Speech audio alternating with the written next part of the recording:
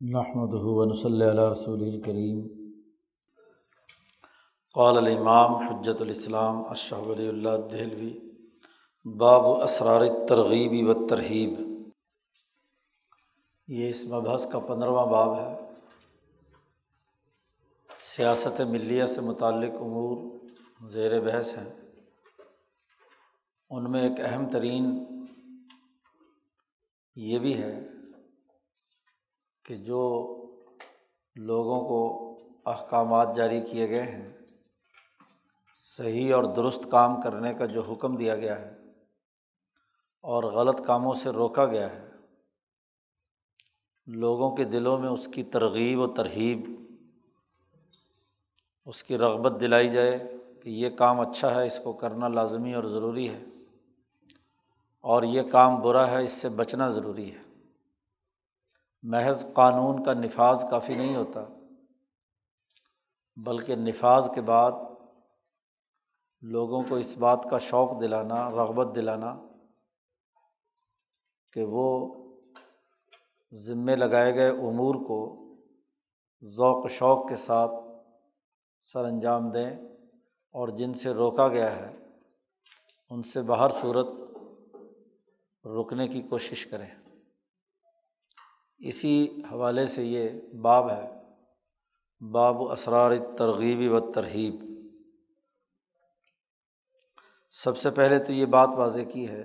شاہ صاحب نے یہاں کہ یہ ترغیب و ترہیب کے جو قوانین نبی اکرم صلی اللہ علیہ وسلم نے بیان کیے ہیں، یہ بھی کچھ مسلمہ اصولوں کے ماتحت ہیں، ان کے بھی قاعدے اور کلیے ہیں، قواعد و ضوابط ہیں۔ قاعدہ اور ضابطہ، اس کی اہمیت کیا ہے، سب سے پہلے شاہ صاحب نے اسے یہاں واضح کیا ہے۔ شاہ صاحب بیان کرتے ہیں کہ من نعمت اللہ تبارک و تعالی علی عبادہ، اللہ تبارک و تعالیٰ کی جو انعامات اللہ نے اپنے بندوں پر کیے ہیں، ان میں سے ایک یہ بھی ہے کہ اللہ تبارک و تعالیٰ نے اپنے انبیاء علیہم السلام صلوات اللہ علیہم، اللہ کا درود و سلام ان تمام انبیاء پر ہو، ان تمام انبیاء علیہم السلام پر اللہ نے وحی کی ہے ما یترتب علی الاعمال من الثواب والعذاب، کہ کسی عمل کی کیا جزا ہے اور کیا اس کی سزا ہے، تاکہ انسان عمل کو رغبت، ذوق و شوق سے انجام دے کہ اس کا یہ انعام ملے گا، اور سزا سن کر ان اعمال سے بچنے کی کوشش کرے کہ جن اعمال سے غلط نتائج ظاہر ہونے ہیں۔ تو ثواب اور عذاب سے متعلق اعمال کے جو نتائج واضح ہونے ہیں، وہ انبیاء علیہم السلام پر اللہ نے وحی کیے لِیُخْبِرُ الْقَوْمَ بِهِ، تاکہ وہ لوگوں کو اس سے آگاہ کریں، باخبر بنائیں۔ اس کے نتیجے میں لوگوں کے دلوں کے اندر اچھے کاموں کی رغبت پیدا ہو اور غلط کاموں سے بچنے کا ڈر اور خوف پیدا ہو، رغبتاً و رہبتاً۔ وَيَتَقَيَّدُ بِالشَّرَائِعِ بِدَاعِيَّةٍ مُنبَعَثَةٍ مِّنْ أَنفُسِهِمْ، اور وہ ان قوانین کی پابندی اپنے دلی جذبے اور دلی داعیے سے سر انجام دینے کی کوشش کریں۔ کسائر ما فیہ دفع ضر او جلب نفع، جیسا کہ باقی تمام کاموں میں انسان طبعی طور پر جو چیزیں نقصان دہ ہوتی ہیں ان سے بچتا ہے، اور جو چیزیں فائدہ مند ہوتی ہیں انہیں اختیار کرتا ہے۔ جیسے باقی زندگی میں نفع اور نقصان کی بنیاد پر انسان کام کرتا ہے، بالکل بے عینی ہی جو اللہ نے احکامات جاری کیے ہیں وہ بھی اسی طرح اس کی طرف اپنے دل کے جذبے سے متوجہ ہو جو اچھے کام ہیں، اور دل سے ہی اس سے نفرت کرے۔ نبوت کا جو بنیادی ہدف اور مقصد شاہ صاحب بیان کرتے ہیں وہ یہ کہ یہ انسانی فطرت ہے نبوت کے شریعت کے تمام اعمال انسانی فطرت کے مطابق ہی سر انجام پاتے ہیں، اس لیے شریعت کے تمام احکامات کو فطری انداز میں انبیاء علیہم السلام لوگوں کو سمجھاتے ہیں۔ اس پر ایک قرآن حکیم کی آیت سے دلیل لائے ہیں، وَهُوَ قَوْلُهُ تَعَالَىٰ وَإِنَّهَا لَكَبِيرَةٌ إِلَّا عَلَى الْخَاشِعِينَ۔ یہ نماز پڑھنا لوگوں پر بڑا بھاری گزرتا ہے سوائے ان لوگوں کو جن کو اللہ کا ڈر ہے، جن میں خشوع اور اخبات کی کیفیت ہوتی ہے، ان کے لیے یہ نماز پڑھنا کوئی بھاری نہیں ہوتا۔ خاشعین کون ہے؟ الذین یظنون انہم ملاقو ربہم وانہم الیہ راجعون، جن کو اس بات کا پختہ یقین ہے کہ انہیں ایک دن اپنے رب سے ملاقات کرنی ہے اور ان تمام کو لوٹ کر اسی کے دربار میں حاضر ہونا ہے، تو اس لیے اللہ کے ڈر اور آخرت کی فکر سے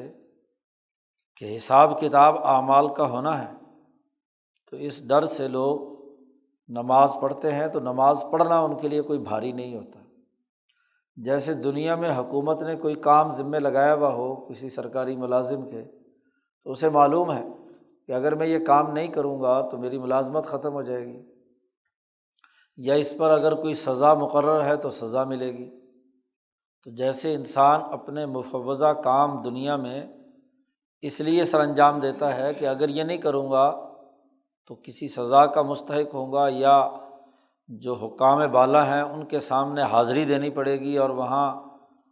پوچھ گچھ جو ہوگی اس کا جواب دینا پڑے گا، تو اس لیے وہ سنجیدگی سے وہ کام سر انجام دیتا ہے۔ ایسے ہی جس آدمی کو احکم الحاکمین شہنشاہ مطلق اللہ تبارک و تعالیٰ کے حاضری کا ڈر اور خیال موجود ہے، تو اس کے لیے نماز پڑھنا کوئی بھاری کام نہیں ہے۔ اب اس سے استدلال کیا ہے شاہ صاحب نے، اور پھر اس کی بنیاد پر یہ بات واضح کی ہے کہ یہ ترغیب و ترہیب، یعنی اعمال کی رغبت دلانے، شوق اور جذبہ پیدا کرنے اچھے اعمال کے، اور برے اعمال سے روکنے کا جو عمل ہے، اس کے بھی قاعدے اور ضابطے ہیں۔ ثم ان ہاہنا قواعد کلیہ، یہ ترغیب و ترہیب کے بھی جامع معنی اور کلی قواعد ہیں، قاعدوں کے تحت یہ سارا کام ہے۔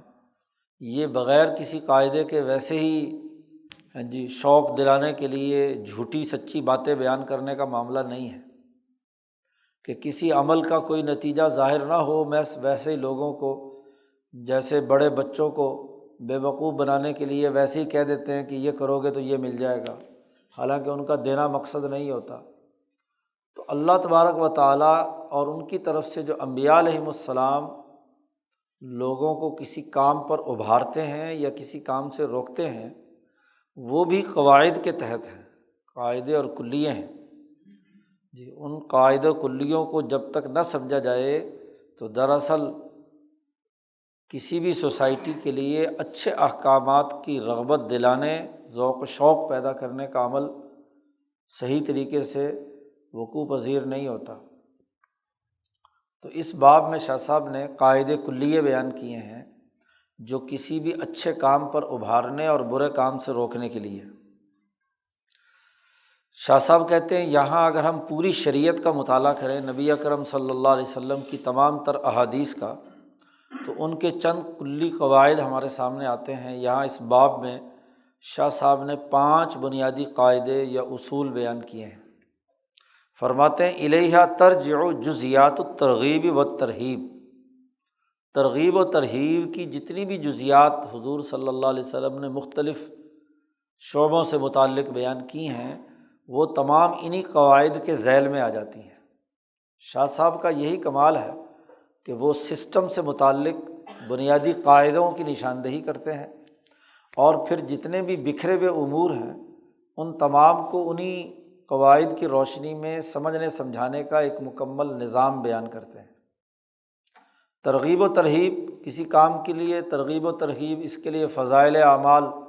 بہت ساری مذہبی جماعتیں بیان کرتی ہیں، لیکن ان کی کوئی لاجک اور منطق سمجھ میں نہیں آتی۔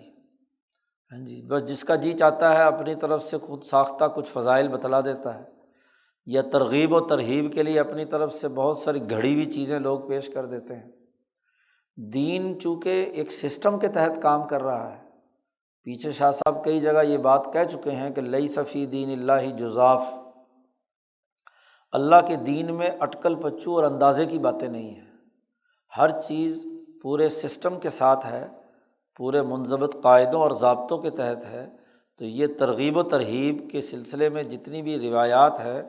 ان کو قواعد کلیہ کی روشنی میں سمجھنے کی ضرورت ہے۔ شاہ صاحب کہتے ہیں وکانہ فقہاء الصحابہ، صحابہ میں سے جو فقہاء صحابہ تھے، صحابہ کی دو اقسام ہیں، ایک وہ ہیں جو غیر فقیہ صحابی ہیں، انہوں نے حضور کی باتیں تو یاد کی ہیں، روایات بھی بیان کی ہیں، ترغیب و ترہیب سے متعلق اکثر روایات جو ہیں وہ انہی لوگوں کی طرف سے ہیں جو غیر فقیہ صحابی ہیں۔ لیکن جو فقہائے صحابہ ہیں وہ ان قاعدوں کو سمجھتے تھے اور اس کی انہوں نے تعلیم بھی دی ہے اجمالاً، اگرچہ وَإِن لَّمْ يَكُونُوا حَرَّرُوهَا تفصیلاً، تفصیلاً تو اس پر گفتگو نہیں کی، لیکن اجمالاً ان لوگوں نے اجمالی طور پر فقہائے صحابہ، اور فقہائے صحابہ میں آگے آئے گا اگلے مبحث میں 4 بنیادی صحابہ جن کا شاہ صاحب ذکر کرتے ہیں، عمر فاروق رضی اللہ تعالیٰ عنہ،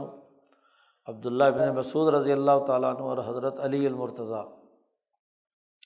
حضرت ابن عباس کو بھی بعض لوگوں نے شامل کیا ہے، اور حضرت عائشہ صدیقہ کو شامل کریں تو 5 بن جاتے ہیں۔ یہ ان کے بارے میں شاہ صاحب کہتے ہیں کہ یہ فقہائے صحابہ میں اعلیٰ مقام پر ہے، اونچے درجے کے، اور ان میں بھی عمر فاروق اور عبداللہ ابن مسعود کو شاہ صاحب ازالۃ الخفا میں بیان فرماتے ہیں کہ وہ سب سے اعلیٰ درجے کے فقیہ ہیں۔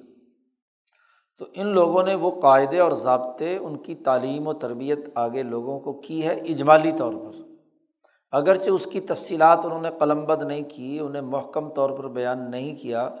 لیکن قاعدے کلیے صحابہ نے بیان کیے ہیں۔ اب چونکہ شاہ صاحب نے یہ بات بالکل ایک نئی اور منفرد کہی تھی، عام طور پر ترغیب و ترہیب کے سلسلے میں کہا جاتا ہے کہ ان کے لیے کوئی قاعدے نہیں ہیں، نماز روزہ فرائض اور واجبات یا سیاسیات و معاشیات کے بارے میں تو کہا جاتا ہے کہ جی ان کے کوئی قاعدے ہیں، فقہا کے ہاں عام طور پر فقہا ان سے بحث کرتے ہیں، لیکن یہ جو صوفیاء اور واعظین نے ترغیب و ترہیب سے متعلق احادیث اور واقعات بیان فرمائے ہیں، ان کے بارے میں عام طور پر سمجھا جاتا ہے کہ یہ کسی قاعدے کلیے کے مطابق نہیں ہے، بس نبی اکرم صلی اللہ علیہ وسلم نے یا صحابہ نے یا بعد میں کسی صوفی صاحب نے یا کسی اور واعظ نے ہاں جی کسی کام کی ترغیب کے لیے، شوق دلانے کے لیے انہوں نے اس طرح کی باتیں بیان کر دی ہیں، اور جو کہیں کسی معاملے سے کسی عمل سے کوئی غلط نتائج نکلتے ہیں تو وہ بھی ڈرانے کے لیے ان کو صرف بیان کر دی، اس کا کسی قاعدے سے کوئی تعلق نہیں ہے۔ لیکن شاہ صاحب کہتے ہیں کہ نہیں، یہ ترغیب و ترہیب کی جتنی بھی احادیث ہیں جو صحیح حضور صلی اللہ علیہ وسلم سے مروی ہیں، جھوٹی باتوں کی بات نہیں ہے، وہ تو صوفیوں نے بہت کچھ گھڑی ہیں، اور ضعیف سے ضعیف حدیثیں جو ہیں فضائل اعمال کے نام پر ہاں جی لوگوں تک منتقل کی ہیں، لیکن جو صحیح احادیث جتنی بھی ہیں حضور صلی اللہ علیہ وسلم نے جو کچھ بیان فرمایا ہے وہ تمام کی تمام کچھ قاعدوں اور ضابطوں کے مطابق ہے۔ تو چونکہ ایک یہ بالکل نئی بات شاہ صاحب نے کہی تھی تو اس کو مدلل طریقے سے اگلی ایک حدیث سے سمجھاتے ہیں، اور اس کے تفصیلی دلائل شاہ صاحب نے دیے ہیں کہ میری جو بات ہے کہ ترغیب و ترہیب بھی قاعدے کلیوں کے مطابق ہے، تو اس کی استدلال کیا ہے؟ شاہ صاحب کہتے ہیں وَمِمَّا يَدُلُّ عَلَىٰ مَا ذَكَرْنَا، ہم نے جو ابھی یہ بات بیان کی ہے اس پر سب سے بڑی دلیل وہ ہے جو ما جاء فی الحدیث، جو حدیث پاک میں آیا ہے کہ ان النبی صلی اللہ علیہ وسلم، یا شاہ صاحب نے اس حدیث کا بڑا مختصر سا ٹکڑا بیان کیا جس سے استدلال کیا ہے۔ امام مسلم یہ روایت لائے ہیں، صحیح حدیث ہے یہ، کہ نبی اکرم صلی اللہ علیہ وسلم کے پاس کچھ صحابہ آئے اور انہوں نے آ کر یہ شکایت کی کہ یہ جو مالدار صحابہ ہیں یہ ہم سے بہت اونچا درجہ لے گئے جی، ان کے پاس مال ہے، اللہ کے راستے میں خرچ کرتے ہیں،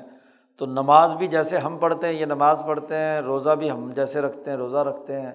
اور باقی کام بھی ہماری طرح ہی کرتے ہیں، لیکن ان کے پاس مال ہے، ہم غریب لوگ ہیں، ہمارے پاس مال نہیں ہے، تو ان کے درجے تو کیا ہے، بہت بڑھ گئے، تو یہ اونچے درجے پہ چلے گئے۔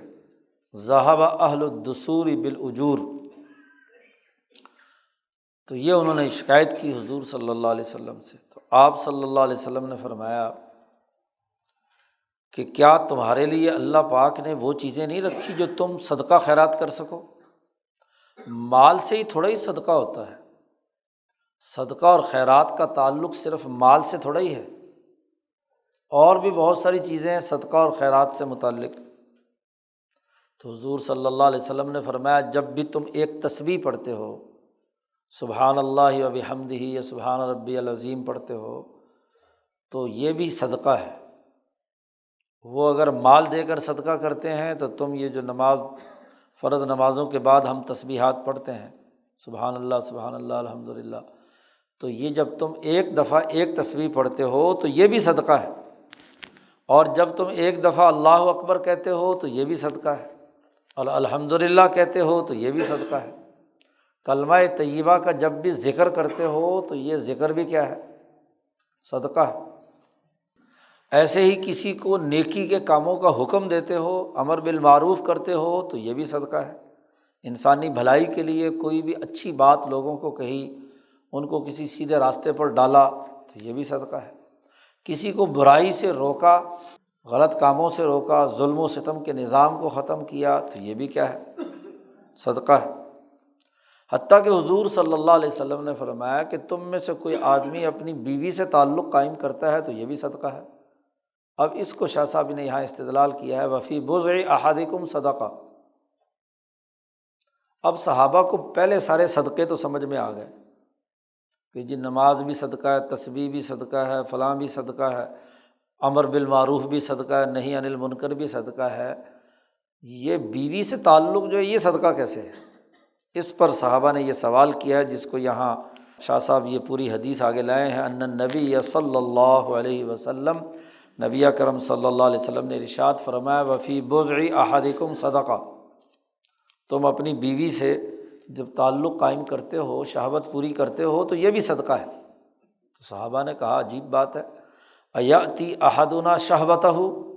ویکون لہ فیہا اجر، کیا ہم میں سے کوئی آدمی اپنی خواہش اور جنسی تقاضے پورے کرتا ہے تو کیا یہ بھی صدقہ ہے اور اس پر بھی اسے اجر ملے گا؟ اب انہوں نے بڑا تعجب خیز سوال کیا ہے، تو رسول اللہ صلی اللہ علیہ وسلم نے اس کا جواب دیا، قال، ارشاد فرمایا آپ نے، ارأیتم لو وضعها فی حرام اکان علیہ فیہا وزر،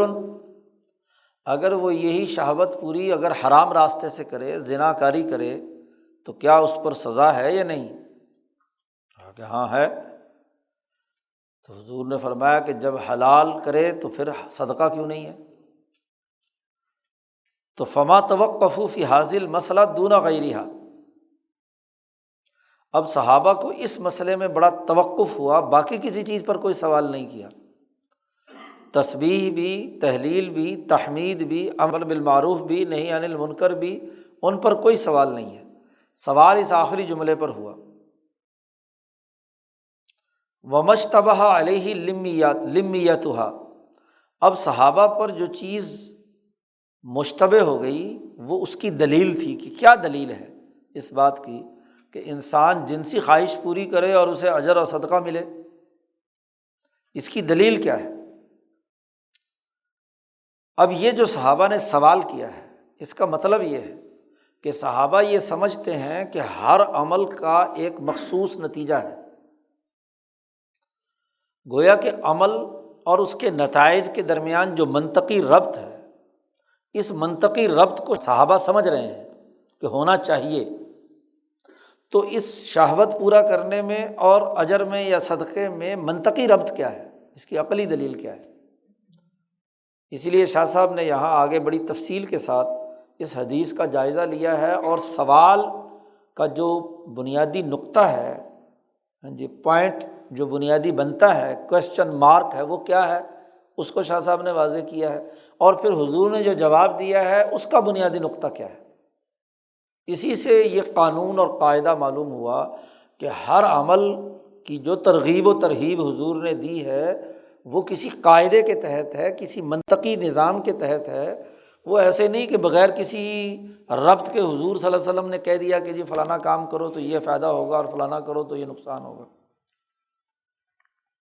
لما عندهم من معرفت مناسبت الاعمال لاجزیتها، کیونکہ وہ یہ سمجھ رہے ہیں کہ ہر عمل کا اس کی جزا کے ساتھ کوئی مناسبت ہے، کوئی تعلق ہے، اور وہ انہا، اور ان کا خیال یہ بھی ہے کہ ہر چیز، ہر عمل جس کا حکم دیا جا رہا ہے وہ اصولی طور پر معقول المعنی ہے، اس کی معنویت عقلی ہے، تو وہ اس عقلی پہلو پر صحابہ کی توجہ ہے۔ وہ یہ کہتے ہیں کہ ہر چیز اور اس کے اعمال اور اس کے جزا، یہ تمام چیزیں ایک منطقی ربط کے ساتھ ہیں اور ایک معقول المعنی ہے، اس کی معنویت میں ایک عقلی پہلو ہے۔ وہ عقلی پہلو کیا ہے؟ ولولا ذالک، اگر صحابہ کے دماغ میں یہ بات نہ ہوتی تو کبھی حضور سے وہ یہ سوال نہ کرتے، بس وہ یہ سمجھتے کہ حضور نے کہہ دیا ہے صدقہ ہے تو بس ہم تسلیم کر لیتے ہیں کہ صدقہ ہے، چاہے ہمیں سمجھ میں آئے یا نہ آئے۔ ہاں جی، باقی باتیں تو گو ہمیں سمجھ میں آ گئی، یہ بات سمجھ میں نہیں آئی، لیکن چونکہ حضور نے فرما دیا اس لیے ہم مانتے ہیں۔ تو سوال نہ کرتے صحابہ، سوال کیا ہے تو اس کا مطلب یہ ہے کہ وہ یہ سمجھتے ہیں کہ ہر عمل کا اس کی جزا و سزا کے ساتھ ایک منطقی ربط ہے اور وہ معقول المعنی ہے۔ اچھا، پھر اسی طریقے سے نبی اکرم صلی اللہ علیہ وسلم بھی ان کو جواب دینے کے بجائے، عقلی جواب دینے کے بجائے، حضور کہتے بھی خاموش رہو، میں نے کہہ دیا ہے کہ صدقہ ہے جی، لیکن حضور نے کیا ہے جواب دیا اس کا، ولا لجواب النبی صلی اللہ علیہ وسلم بالاعتبار باصل واضح وجہ، تو حضور کا جواب دینے اور اس اصول کو وضع کرنے سے متعلق جو بات حضور نے بیان فرمائی اس کی کوئی وجہ نہیں ہے کہ حضور اس کا جواب دیں۔ حضور کہہ دیتے کہ بس تم تسلیم کرو، میں نے کہہ دیا ہے صدقہ ہے، صدقہ مان لو، بس۔ ایسا نہیں ہوا۔ شاہ صاحب نے کہا یہ جو میں اس حدیث سے یہ قانون اور عمل اور اس کا جو فضیلت یا ترغیب و ترہیب بیان کی گئی ہے، اس کے درمیان ایک عقلی اور منطقی ربط ہے، اس پر میں ایک اور نظیر پیش کرتا ہوں۔ شاہ صاحب کہتے ہیں وقولی ھذا، میرا یہ جو قول ہے کہ یہ ترغیب و ترہیب کا پورا نظام قواعد کلیہ کے تحت ہے، اس کی ایک اور نظیر بھی ہے، اس کی ایک اور مثال بھی ہے، اور وہ ہے جو فقہائے کرام نے اس حدیث کے بارے میں کہا۔ ایک اور حدیث ہے کہ ایک آدمی نے آ کر حضور صلی اللہ علیہ وسلم سے پوچھا جی کہ میرے والد پر حج فرض تھا۔ ایک خاتون کا قصہ بھی ہے اور ایک مرد کا بھی ہے کہ میرے والد پر حج فرض تھا اور وہ حج ادا کیے بغیر فوت ہو گیا، تو کیا مجھے اس کی طرف سے حج ادا کرنا چاہیے؟ یہ سوال کیا تو حضور صلی اللہ علیہ وسلم نے اس کے سوال کے جواب میں کہا کہ لو کان علی ابی کا دین اکنت قاضیہ، کیا تیرے باپ پر کسی کا کوئی قرضہ مالی والی ہوتا تو کیا تو ادا نہ کرتا؟ یعنی حضور نے اس کے جواب میں عقلی سوال ہی اٹھایا۔ تو اس نے کہا کہ ہاں، اگر لوگوں میں سے کسی کا قرضہ دینا ہوتا تو میں نے اپنے باپ کا قرضہ ضرور ادا کرتا، نام۔ تو حضور نے فرمایا فدین اللہ احق ان یقضی، یہ اللہ کا قرضہ ہے، حج جو فرض ہو چکا تھا اس پر، یہ اللہ کا قرضہ ہے، اور اللہ کا قرضہ زیادہ حقدار ہے کہ اس کو ادا کیا جائے۔ بندوں کا قرضہ ادا کرنے کے لیے تم تیار ہو تو اللہ کا قرضہ ادا کرنے کے لیے کیوں تیار نہیں ہو؟ تو اب یہاں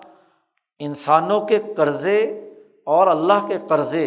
ان دونوں کے ساتھ مناسبت پیدا کر کے حضور نے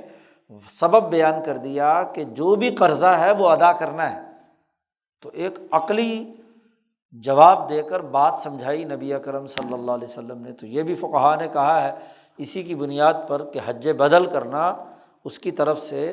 یا اس کی طرف سے حج ادا کرنا اس پر لازمی ہے کہ وہ اپنے باپ کا قرضہ اتارے۔ اب دیکھو اس دونوں حضور کے سوال و جواب سے یہ بات بالکل واضح ہو گئی، دلائل کے ساتھ یہ بات سمجھ میں آ گئی کہ من انہ یدل علی ان الاحکام، جتنے بھی حضور نے احکامات بیان کیے ہیں، معللۃ باصول کلیۃ، جتنے بھی ترغیب و ترہیب سے متعلق احکامات ہوں یا جتنے بھی حضور نے لوگوں کو حکم دیے ہیں، وہ کسی نہ کسی اصول اور ضابطے کے تحت ہوئے ہیں، ان کے پیچھے کوئی علمی قاعدہ کلیہ کار فرما ہے، تبھی حضور صلی اللہ علیہ وسلم ایک بات کے کرنے کا حکم دے رہے ہیں۔ تو یہ ایک اور نظیر بھی پیش کر دی۔ پہلی حدیث میں جو کچھ ہوا ہے اب اس کی تفصیل بیان کرتے ہیں شاہ صاحب۔ کہتے ہیں جو پہلی حدیث میں جو صحابہ نے سوال کیا تھا جی، تو اس میں سوال کا بنیادی نقطہ کیا تھا؟ شاہ صاحب کہتے ہیں حاصل السوال، صحابہ کے سوال کا خلاصہ جو ہے حاصل وہ یہ ہے۔ بڑی تفصیل سے شاہ صاحب نے اسے واضح کیا۔ شاہ صاحب نے کہا کہ دیکھو صحابہ نے جو سوال کیا ہے اس کی ذرا مزید میں کھول کر بیان کرتا ہوں کہ ان الصدقات ترجع الی تہذیب النفس، کہ جتنے بھی صدقے ہوتے ہیں جو اللہ کے راستے میں خرچ کیے جاتے ہیں یا کوئی عمل کیا جاتا ہے، اس سے یا تو انسانی نفس مہذب ہوتا ہے، مثلاً آدمی تسبیح پڑھ رہا ہے، حضور نے فرمایا تسبیح صدقہ ہے، کلمہ طیبہ صدقہ ہے، اللہ اکبر کہنا صدقہ ہے۔ اب یہ وہ عمل ہیں جس کے نتیجے میں انسان کے نفس مہذب ہوتا ہے، بہیمیت ٹوٹتی ہے اور ملکیت ترقی کرتی ہے، تہذیب نفس اس سے پیدا ہوتا ہے۔ اور اسی طریقے سے حضور نے فرمایا تھا کہ امر بالمعروف صدقہ ہے اور نہی عن المنکر صدقہ ہے۔ تو صحابہ کے ذہن میں یہ بات تھی کہ یہ دونوں کام وہ ہیں جن کے ذریعے سے کوئی کسی مملکت کا نظام درست ہوتا ہے۔ وَإِقَامَةُ الْمَصْلَحَةِ فِي نِظَامِ الْمَدِینَہ، مملکت کا نظم و نسق اس سے، معروفات کے کرنے سے، سچ بولنے سے، عدل کرنے سے بہتر ہوتا ہے، اور ظلم اور زیادتی کرنے سے کیا ہے، اس میں خراب ہوتا ہے۔ تو یہ بات صحابہ کے ذہن میں تھی کہ پہلی جتنی حضور نے باتیں بیان کی ہیں ان کا تعلق یا تو تہذیب نفس سے ہے یا سوسائٹی کی تہذیب سے ہے، نظم مملکت کے درست کرنے سے متعلق ہے۔ تو ان دونوں کا صدقہ ہونا تو ہمیں سمجھ میں آتا ہے۔ اور یہ بات بھی صحابہ کے ذہن میں تھی کہ ان السیئات ترجع الی ازداد ہاتین، کہ جتنی برائیاں اور گناہ ہیں وہ ان دونوں سے متصادم ہوتی ہیں، یعنی تہذیب نفس نہ ہو بلکہ تلویث نفس ہو، گندگی کے اندر الجھتا ہو انسان کا نفس، اور یا انسان کے اندر کیا ہے، سوسائٹی کا جو مملکت کا نظام ہے وہ خراب ہوتا ہو ظلم اور زیادتی سے۔ تو یہ دو چیزیں جو اس کی ضد ہیں وہ برائی ہے، اور یہ دو چیزیں اچھائی ہیں، تہذیب نفس اور کسی مملکت کے نظام کا عدل و انصاف پر قائم ہونا۔ یہ بات صحابہ کے ذہن میں تھی اور اسی بنیاد پر انہوں نے ان پر کوئی سوال نہیں اٹھایا۔ سوال ان کا جو بنتا تھا وہ قضاء شہوۃ الفرج اتباع لداعیۃ البہیمیہ، اپنی جنسی خواہش اور شہوت کو پورا کرنا، یہ تو انسان کی بہیمیت کے جذبے سے، حیوانی جذبے سے انسان اسے سر انجام دیتا ہے، اس کا ملکیت سے تو کوئی تعلق نہیں ہے۔ تو یہ تہذیب نفس بھی نہیں کر رہی اور مملکت کا نظام بھی اس سے درست نہیں ہو رہا، تو یہ صدقہ کیسے ہو گیا؟ جی یہ ان کے ذہن میں تھا۔ ولا يعقل فیہ مصلحۃ زائدۃ علی العادۃ، وہ کہتے ہیں کہ یہ حرکت تو جانور بھی کرتے ہیں، تو جانوروں کو کرنے سے کیا ان کا نظام درست ہو جاتا ہے؟ اور یہ حرکت تو جانور کرتے ہیں، کیا وہ جانور مہذب ہو جاتے ہیں؟ تو یہ تو علی سبیل العادہ ہے، جیسے جانور باقی کرتے ہیں ایسے انہی عادت کے طور پر انسان یہ عادت پوری کر رہا ہے۔ تو اس کا تہذیب نفس یا سسٹم کی درستگی سے کیا تعلق ہے؟ یہ ان کے سوال کا بنیادی پوائنٹ تھا۔ او نحو ذالک مما یرجع الی معرفۃ کلیۃ و استغراب رجوع المسلۃ الیہا، اسی طرح سے وہ یہ سمجھتے تھے کہ اس کا کوئی قاعدہ کلیہ سمجھ میں نہیں آ رہا، کس قاعدے کلیہ کے تحت یہ صدقہ ہے۔ اور چونکہ یہ بڑی عجیب و غریب بات حضور نے فرما دی ہے تو اس کو غریب بات سمجھ کر تعجب کر کے انہوں نے سوال کیا حضور صلی اللہ علیہ وسلم سے کہ یہ صدقہ کیسے ہے؟ تو سوال کی جو تفصیل ہے وہ کھول کر شاہ صاحب نے بیان کر کے کہا سوال کا خلاصہ یہ ہے، اور وحاصل الجوابی، حضور صلی اللہ علیہ وسلم کے جواب کا خلاصہ یہ ہے کہ اپنی بیوی سے باقاعدہ نکاح کے ساتھ جو بیوی سے تعلق قائم کرنا ہے،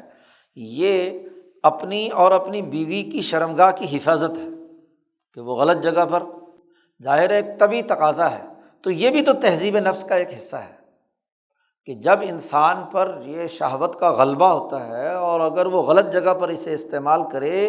تو ایک تو تلویث نفس ہوتا ہے، اور دوسرا زنا کرنے سے سسٹم بھی خراب ہوتا ہے۔ آپ کسی کی لڑکی سے بغیر کسی معاہدہ نکاح کے یہ تعلق قائم کریں گے تو لڑائی جھگڑا ہوگا، ظلم زیادتی ہوگی، ہاں جی، سر پھٹول ہوگی، دونوں خاندانوں کے درمیان قتل و قتال تک نوبت پہنچ جائے گی۔ تو نبی اکرم صلی اللہ علیہ وسلم نے واضح کیا کہ اس کام سے وفیہ خلاص مما یکون قضاء الشہوہ فی غیر محلہا اقتحاما فیہ، کہ آپ غلط جگہ پر یہ شہوت پوری کر رہے ہیں تو اس وقت تلویث نفس بھی ہے اور سسٹم بھی خراب ہو رہا ہے۔ یعنی تسبیح اور تحلیل وغیرہ سے اگر صرف تہذیب نفس ہوتا ہے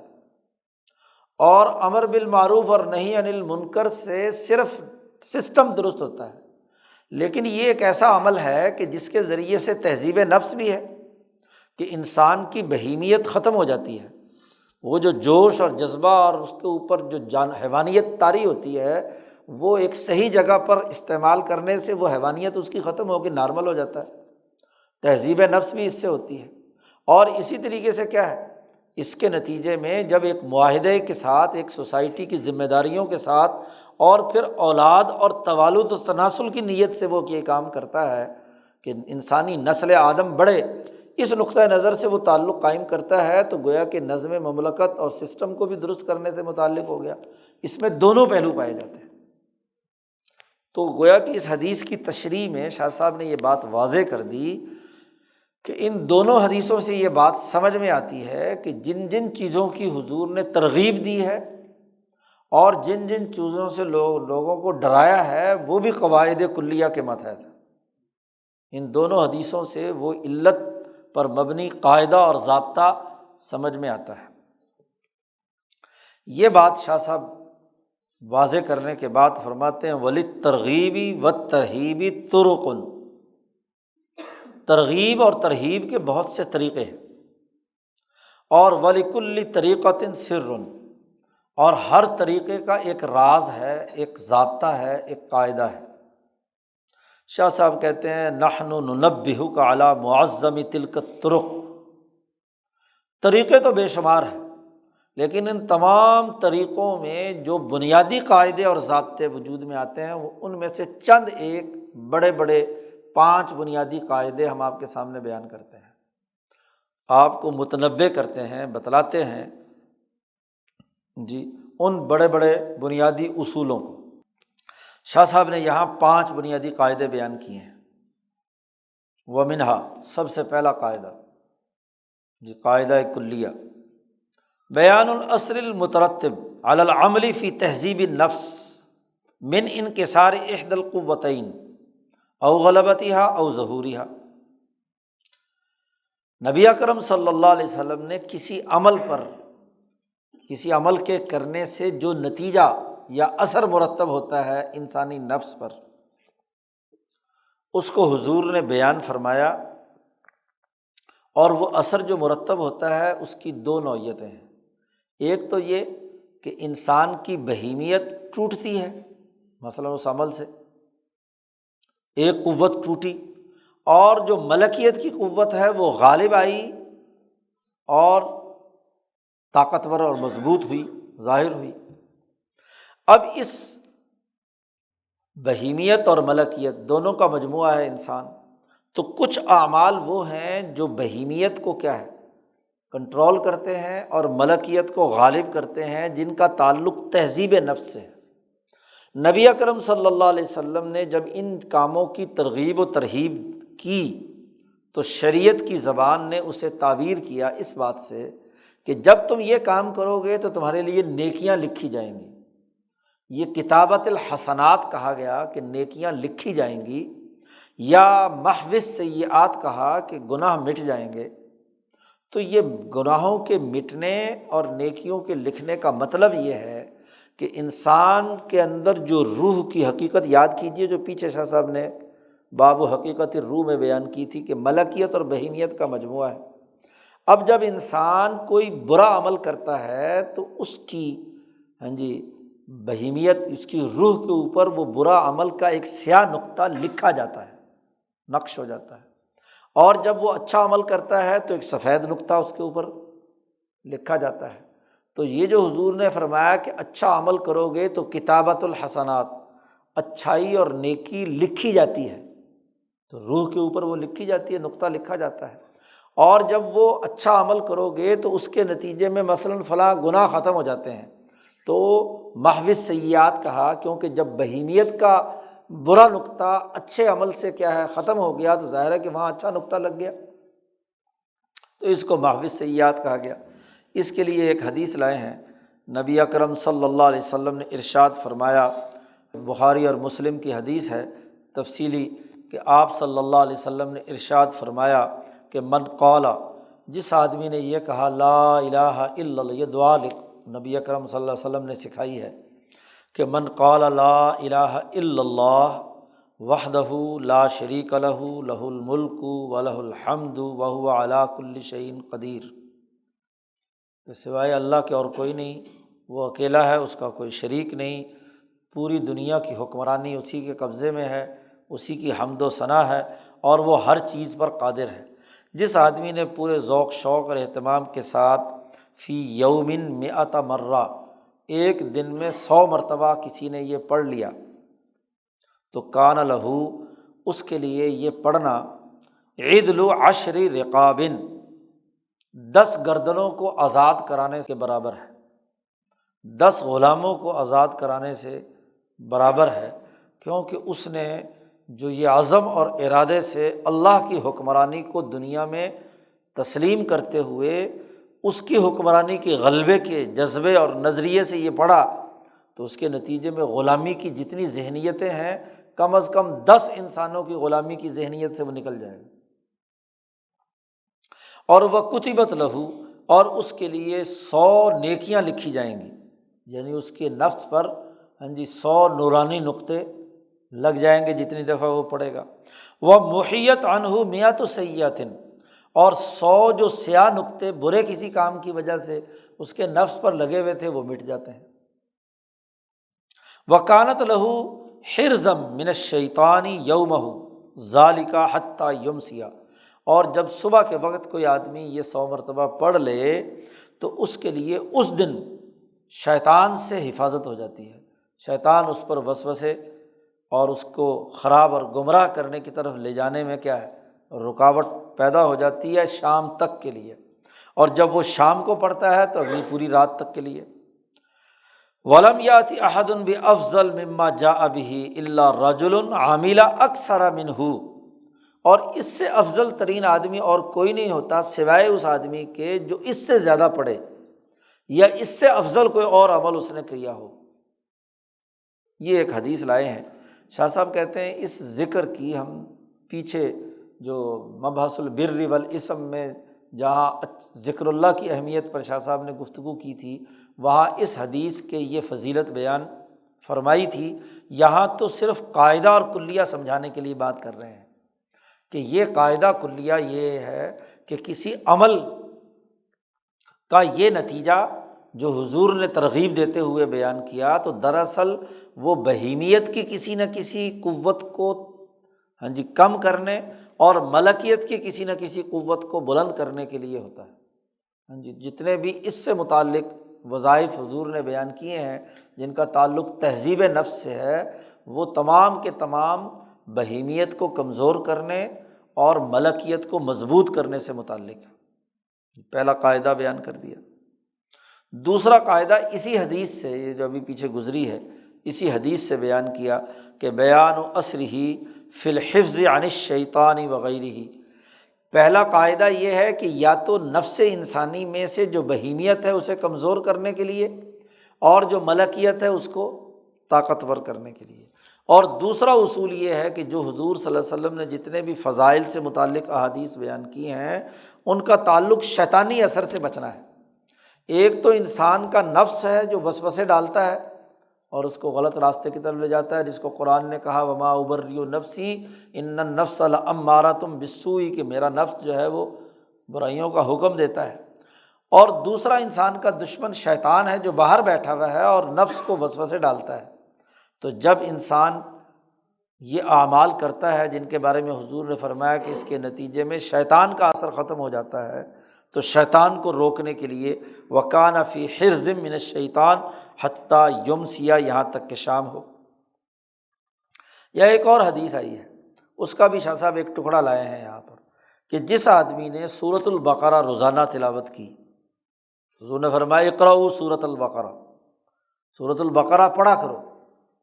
سورۃ البقرہ تلاوت کیا کرو، اس لیے کہ سورۃ البقرہ پڑھنے میں بڑی برکت ہے۔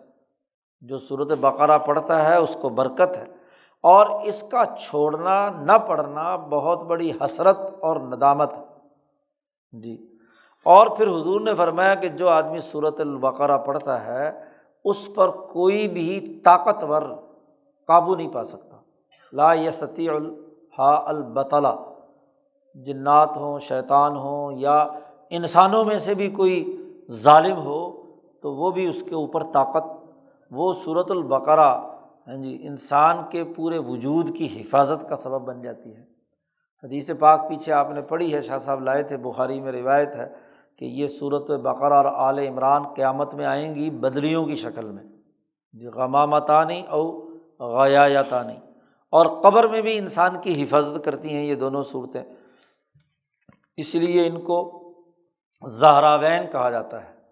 جی، لا یستطیع البطلہ۔ تو یہ فضائل قرآن کے سلسلے میں حضور صلی اللہ علیہ وسلم نے فرمایا، اور پھر حضور نے یہ بھی فرمایا کہ اس کے نتیجے میں رزق کے اندر بھی وسعت پیدا ہوتی ہے، توسیع الرزق بھی ہے، وظہور البرکہ ونحو ذالک وغیرہ وغیرہ۔ تو جتنے بھی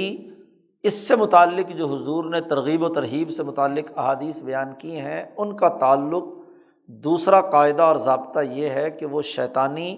یا ظالم اور طاغوتی قوتوں سے انسان کو بچانے کا ذریعہ بن جاتی ہیں۔ وَالسِّرُّ فِي بَعْضِ ذَلِكَ، ان میں جو رزق وغیرہ اور اس سے متعلق برکت سے متعلق ہے، اس کا راز یہ ہے کہ انہ طلب من اللہ السلامہ، کہ انسان جب یہ صورت پڑھتا ہے تو اللہ سے امن اور سلامتی مانگتا ہے، اور یہ جو اللہ سے سلامتی مانگنا اس کا نتیجہ یہ ہے کہ اس کی دعائیں قبول ہوتی ہیں، اور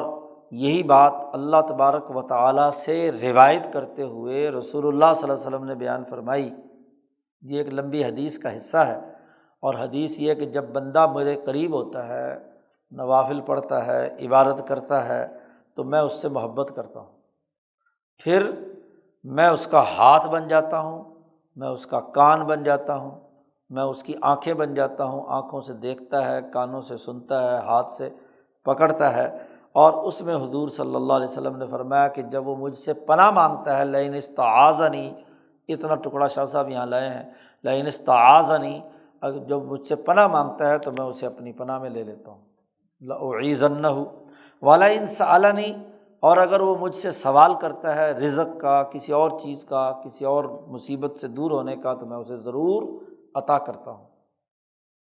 تو جب شیطانی اثرات ختم ہو گئے، امن اور سلامتی آ گئے، تو اس کے نتیجے میں وہ اللہ کی پناہ میں آ گیا۔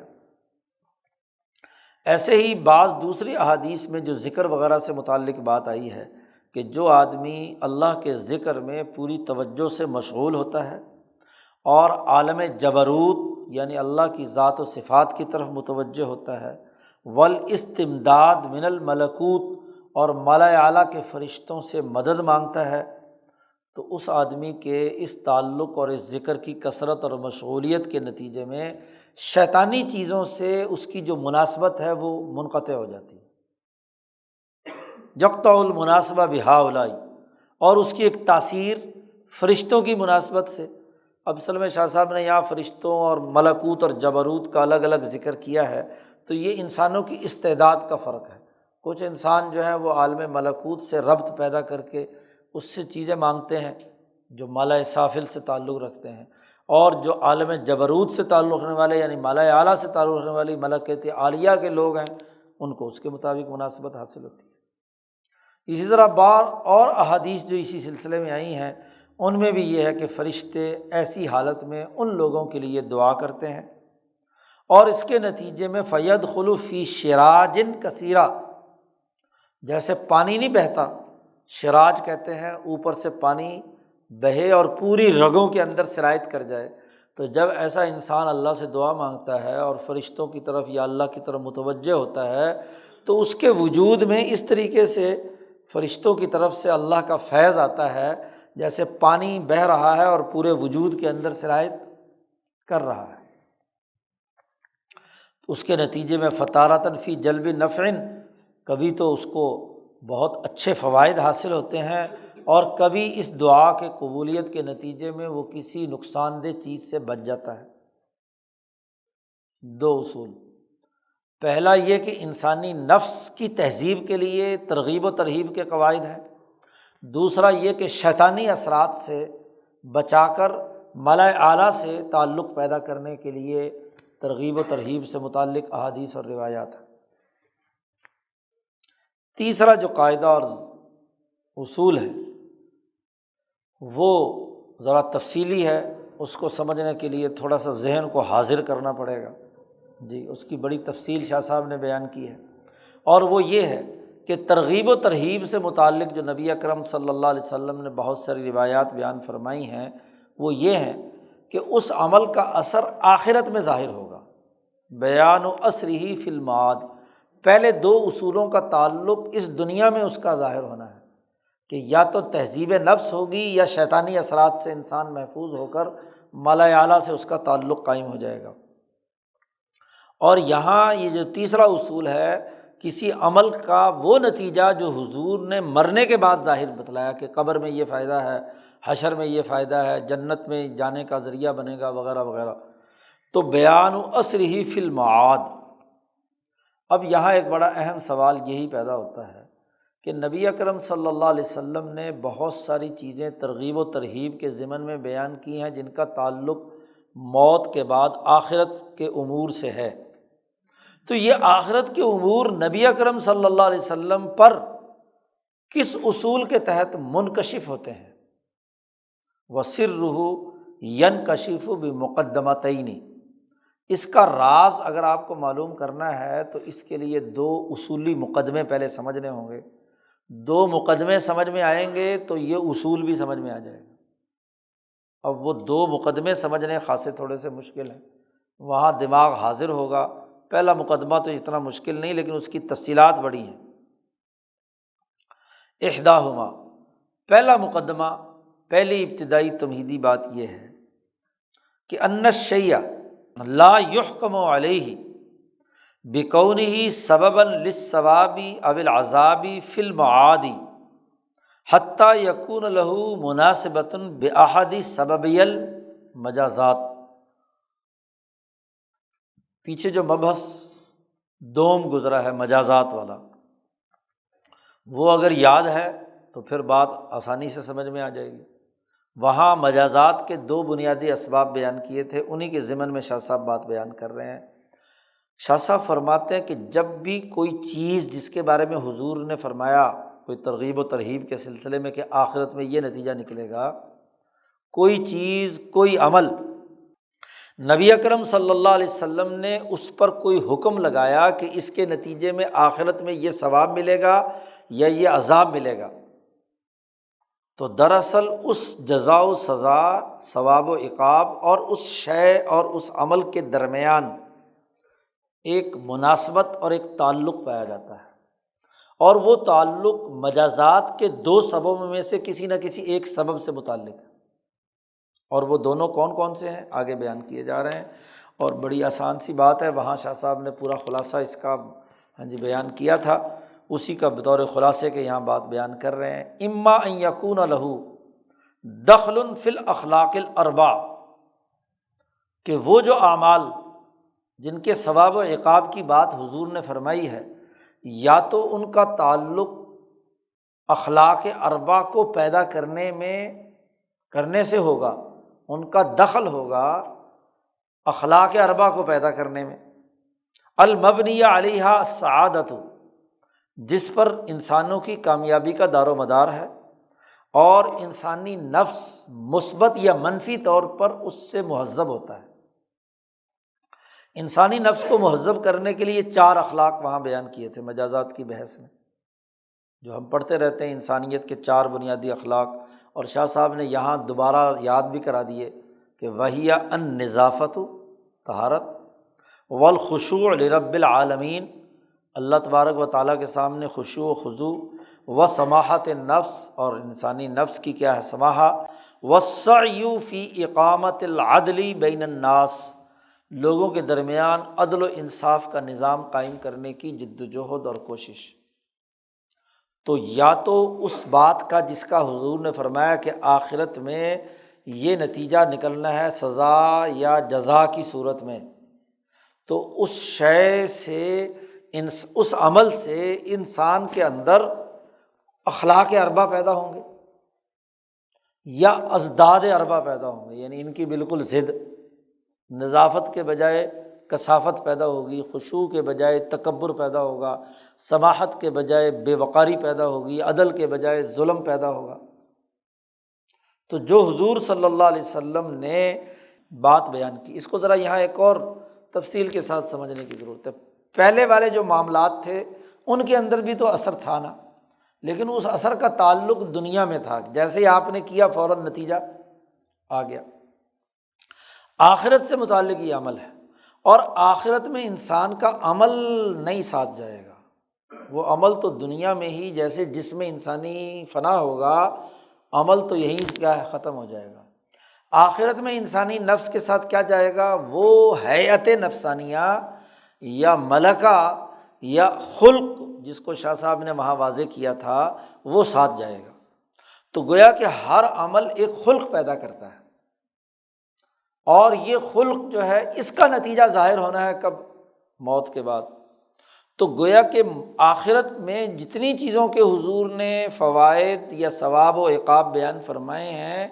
ان کا منطقی اور عقلی ربط یہ ہے کہ ان کا تعلق ان اخلاق سے ہے جو ان اعمال سے پیدا ہوئے۔ ان اعمال سے جو اخلاق پیدا ہوتے ہیں یا بد اخلاقی پیدا ہوتی ہے، تو وہ بد اخلاقی یا اچھا خلق ثواب یا عقاب کا نتیجہ وہاں ظاہر کرے گا۔ پہلا سبب مجازات کا اخلاق اربع سے تعلق رکھتا ہے۔ نمبر 2، وہاں مجازات میں ایک اور بات بھی بیان کی تھی۔ اچھا، یہ 4 اخلاق کا تعلق نوع انسانیت کے نوعی تقاضے سے تھا، کیونکہ یہ انسانیت کے 4 بنیادی اخلاق انسانیت کے تھے، یعنی انسان کے نفس اور اس کے نوعی تقاضے سے یہ اخلاق اربع کا تعلق ہے۔ اور وہاں ایک اور جو سزا و سزا کا تذکرہ کیا تھا وہ یہ کہ ان یکون لہ دخل فی تمشیۃ ما اجمع الملأ الاعلی علی تمشیتہ من التمکین للشرائع، کہ نوع انسانیت سے اوپر کا جو دائرہ ہے وہ ملأ اعلیٰ اور فرشتوں کا ملکوتی نظام ہے، اور اس ملأ اعلیٰ میں انسانیت کی ترقی کا جو شریعت کا ضابطہ یا شرعی نظام وجود میں آیا ہے، جب انسان کوئی عمل اس کے مطابق کرتا ہے تو گویا کہ ملأ اعلیٰ کے اجماع کے ساتھ اس کا یہ عمل کیا ہے، جڑ رہا ہے، اور وہاں سے بھی رحمت اور رضوان باری تعالیٰ نازل ہوتا ہے۔ اور جب یہ عمل کیا ہے، برا کرتا ہے، اور اس کے نتیجے میں جو ملأ اعلیٰ میں اجماع ہو چکا ہے، تو اس کی خلاف ورزی جب کرتا ہے تو وہاں سے نفرت، غصہ اور ناراضگی کا جو فیصلہ ہے یا بد دعائیں وہاں سے جو ہے اس انسان کے لیے آتی ہیں۔ تو یہ 2 بنیادی چیزیں وہاں شاہ صاحب نے اسباب مجازات میں بیان کیے تھے۔ تو شاہ صاحب کہتے ہیں کہ وہ عمل جس کے بارے میں حضور نے کسی ثواب و عقاب کا تذکرہ کیا ہے، وہ عمل جو ہے اس کو دخل ہے فی تمشیۃ ما اجمع، ملأ اعلیٰ کا جس پر اجماع ہو چکا تھا اس کو پھیلانے کے لیے وہ کام ہے، اس بنیاد پر کہ اعلیٰ تمشیتہ من التمکین للشرائع، جو ملأ اعلیٰ میں جو شریعتیں یا قوانین مقرر کیے گئے تھے وہ دنیا میں ان کی حکمرانی کا نظام قائم ہو گیا، تمکین حاصل ہو گئی۔ اور انبیاء علیہم السلام کی مدد اور نصرت ہوئی۔ جی، لوگوں سے کہا گیا کہ جو بھی اگر تم حضور کی مدد کرو گے اور ان کے ساتھ تعاون کرو گے تو تمہارے لیے بڑا اجر ہے، سورۃ الفتح میں اللہ نے کہا۔ اور اگر اس کے منافی اس نے کام کیا ہے نفیاً، تو ظاہر ہے کہ وہاں سے ناراضگی اور غصے کے اثرات ظاہر ہوتے ہیں۔ تو اس کا مطلب یہ ہوا کہ ہر عمل کا اپنی جزا و سزا کے ساتھ ایک مناسبت ہے، اور مناسبت کے دو دائرے ہیں، یا اخلاق اربع کے ساتھ نوع انسانی کے جو بنیادی تقاضے ہیں ان کے ساتھ، یا ملأ اعلیٰ کے طے شدہ مقرر کردہ قوانین اور ضابطوں کے ساتھ۔ اب یہ مناسبت کیا ہے؟ کسے کہتے ہیں مناسبت؟ اس کی عقلی وجہ کیا ہے؟ اس کی عقلی توجیہ کیا ہے؟ اس کو شاہ صاحب بیان کرتے ہیں، وَمَعْنَى الْمُنَاسَبَةِ، اس مناسبت کا معنی کیا؟ اخلاق اربع کے ساتھ اس عمل کی مناسبت، یا ملأ اعلیٰ کے مقرر کردہ قانون کے ساتھ، یا اس کو غالب کرنے کے ساتھ اس عمل کی مناسبت۔ تو اس مناسبت پر یہاں شاہ صاحب نے کوئی 6 مثالیں بیان کی ہیں اس مناسبت کی، اس مناسبت کو واضح کرنے کے لیے۔ شاہ صاحب کہتے ہیں ان یکون العمل مظنۃ لوجود ھذا المعنی، نمبر 1 کہ وہ عمل جس کے بارے میں حضور صلی اللہ علیہ وسلم نے ثواب یا عقاب کا تذکرہ کیا ہے، وہ عمل ایسا ہے کہ اس اخلاق اربع یا ملأ اعلیٰ کی جو شریعت ہے اس معنویت کو پیدا کرنے کا یہ ذریعہ ہے یا علت ہے۔ جی، اچھا کام کرنے کا حضور نے فرمایا، عدل کرنے کا فرمایا، تو اس سے خلق عدل پیدا ہونے کی جو معنویت ہے اس کے ساتھ اس عمل کی کیا ہے؟ مناسبت ہے۔ یہ عمل سبب بنتا ہے، مظنہ بنتا ہے اس اخلاق اربع کی معنویت کو پیدا کرنے، یا ان شرائع کو جو ملأ اعلیٰ میں طے ہو چکی ہیں اس کے لیے، او متلازماً فی العادہ، یا عادتاً عرف میں وہ عمل اور وہ خلق ایک دوسرے کے لازم ملزوم ہیں۔ جی، جیسے ایک بہادر آدمی اکھاڑے میں اترتا ہے، کشتی وشتی لڑتا ہے، تو یہ اور بہادری آپس میں کیا ہے؟ مناسبت رکھتے ہیں۔ یا کوئی آدمی اللہ کے راستے میں مال خرچ کرتا ہے تو یہ اور سماحت نفس یا سخاوت نفس ایک دوسرے سے کیا ہے؟ فی العادہ ایک دوسرے کے لوازمات میں سے ہیں، متلازمن ہیں۔ او طریقاً الیہ، اور یا یہ کہ وہ کام، وہ عمل اس معنویت کو پیدا کرنے کا ذریعہ اور طریقہ ہے کہ اس کے بغیر وہ چیز وجود میں، کیونکہ خلق جو ہے وہ خارج میں تو اپنا کوئی وجود نہیں رکھتا۔ مثلاً عدل، خود عدل کوئی مجسم شکل میں اپنا کوئی وجود، دنیا میں جو اس کا وجود ہے وہ مختلف اعمال ہیں انسانوں کے درمیان، وہ مجموعی اعمال وہ طریقہ کار ہے جس سے عدل کا خلق پیدا ہوتا ہے، یا سماحت کا خلق پیدا ہوتا ہے، یا خشوع کا خلق پیدا ہوتا ہے، یا نظافت کا خلق پیدا ہوتا ہے۔ تو اب اس ایک کے ذیل میں شاہ صاحب نے کچھ باتیں بیان کی ہیں، پھر اس کی بھی مزید، مثلاً کما انا کونہ یصلی رکعتین، نبی اکرم صلی اللہ علیہ وسلم نے ارشاد فرمایا، نبی اکرم صلی اللہ علیہ وسلم نے ارشاد فرمایا کہ جو آدمی 2 رکعتیں نماز ایسی پڑھے کہ اس نماز کے دوران اس نے اپنے آپ سے کوئی بات نہ کی ہو، لا یحدث فیہما نفسہ، اور یہ خاصا مشکل کام ہے۔ جیسے ہی نیت باندھتے ہیں تو سب سے پہلے اپنے آپ سے باتیں، میں اتھے گیا سی انجمہ گا کرا جی۔ تو حضور نے فرمایا کہ جو آدمی 2 رکعت نماز پڑھے ایسے طریقے سے کہ اپنے آپ سے باتیں نہ کرے، تو ایسی نماز جو ہے حضور نے فرمایا مظنۃ الاخبات، اخبات پیدا کرنے کا سبب یہی نماز بنے گی، کیونکہ اللہ کے سامنے کھڑے ہو کر وہ اپنے آپ سے باتیں کر رہا ہے، شیخ چلی کی پلاؤ پکا رہا ہے، تو اخبات کیسے پیدا ہوگا؟ اللہ کو تو اس نے کیا ہے نظر انداز کر دیا، تو اخبات کا وصف پورا نہیں پیدا ہوگا، اور اس کے نتیجے میں اللہ کی جلال اور عظمت اسے یاد رہے گی، اور پھر وہ بہیمیت کے دائرے سے نکل کر، کیونکہ جتنی باتیں نفس انسان کو سجھاتا ہے ان کا تعلق عام طور پر بہیمیت کے معاملات کے ساتھ ہوتے ہیں، میں نے فلانے سے پیسے لینے تھے، فلانے کو یہ کام کہنا تھا، اس کو یوں کرنا تھا، اس کو یوں کرنا تھا، وہ ساری کہانیاں قصے وہ نماز میں شروع ہو جاتی ہیں۔ تو حزیز البہیمیہ، بہیمیہ کے دائرے سے نکال کر ترقی کا ذریعہ بنتی ہے وہ نماز جس میں انسان اپنے آپ سے گفتگو نہ کرے، حدیث نفس نہ کرے۔ اب یہ پاکیزگی اور اخبات کی مثال دے دی اس حدیث میں جو نبی اکرم صلی اللہ علیہ وسلم نے فرمایا۔ اسی طرح مثلا نبی اکرم صلی اللہ علیہ وسلم نے وضو کے بارے میں کہا ہے کہ اسباغ الوضو علی المکارہ، ہاں جی، وضو کو اچھے طریقے سے کرنا جب آدمی تکلیف میں ہو، خاص طور پر سردیوں میں ٹھنڈے پانی سے وضو کرنا بڑا مشکل کام ہے، اور اگر وضو کرتا بھی تو جلدی جلدی بس، ہاں جی، اسباغ کرنا یعنی اچھی طریقے سے پورے بازو کو دھونا، پورے چہرے کو دھونا، تو یہ بہت بڑے درجے کا ذریعہ ہے۔ تو اب اگر صرف اللہ کی رضا کے لیے اسباغ الوضو کرتا ہے تو وہ نظافت یا وہ طہارت اسے حاصل ہوتی ہے جو نفس انسانی پر مؤثر ہوتی ہے، تو طہارت کی مثال دے دی۔ ایسے ہی سماحت کی اگلی مثال دی کہ مثلاً کسی نے بڑا مال خرچ کیا، کہ عام طور پر لوگ ایسا مال خرچ نہیں کرتے، بخل کرتے ہیں، روک کر رکھتے ہیں۔ اس نے اللہ کے راستے میں مال خرچ کیا، یا کسی نے اس کے ساتھ زیادتی کی اور اس نے اس کو اللہ کے لیے معاف کر دیا، والعفو عمن ظلم، یا ترک المراء فیما ہوا حق لہ، کسی نے کوئی لازمی تھا انسان پر کوئی حق وہ ادا کیا اور اس میں وہ ریاکاری، دکھاوا، ہاں جی، اس کے پیش نظر نہیں کہ لوگ کہیں کہ جی حاجی صاحب ہے یا نمازی صاحب ہے، ایسا بھی نہیں۔ تو یہ کام جو ہیں یہ سماحت نفس پیدا کرنے کا ذریعہ بنتے ہیں۔ مظنۃ لسماحت النفس و متلازم لہا، اس کے لیے کیا ہے، لوازمات میں سے ہے۔ عدالت کی مثال دی کہ کسی بھوکے کو کھانا کھلانا، کسی پیاسے کو پانی پلانا، اور سوسائٹی میں کوئی فرقہ وارانہ جنگ بھڑک چکی ہو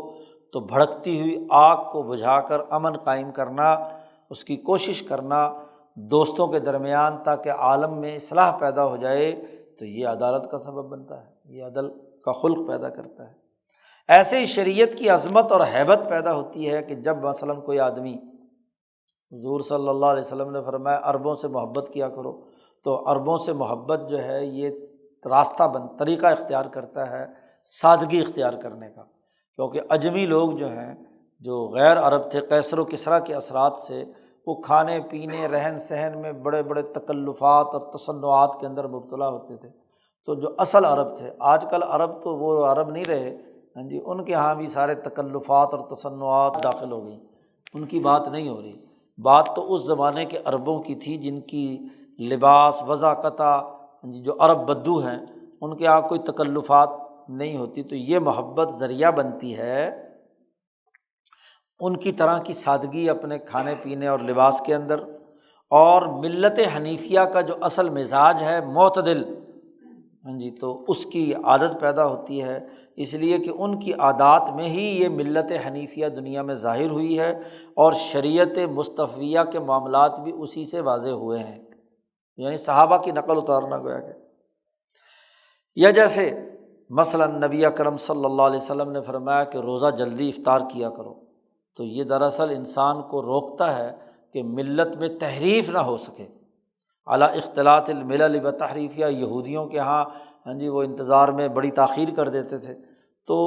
احتیاط کے نام پر کیا ہے تو روزے میں تاخیر کر دیتے تھے، تو یہودیوں سے کہیں مشابہت یا متاثر نہ ہو جائیں، اور پھر کہیں آہستہ آہستہ کسی نے پہلے 2 منٹ کیے، پھر اگلے نے 5 منٹ کیے، پھر اگلا آیا اس نے 10 منٹ کر دیے، تو وہ ملت کا جو اصل قاعدہ اور ضابطہ ہے کہ طلوع سے اپنا صبح صادق سے لے کر غروب آفتاب تک روزے کا وقت ہے، اس کے اندر کوئی تغیر و تبدل نہ پیدا ہو۔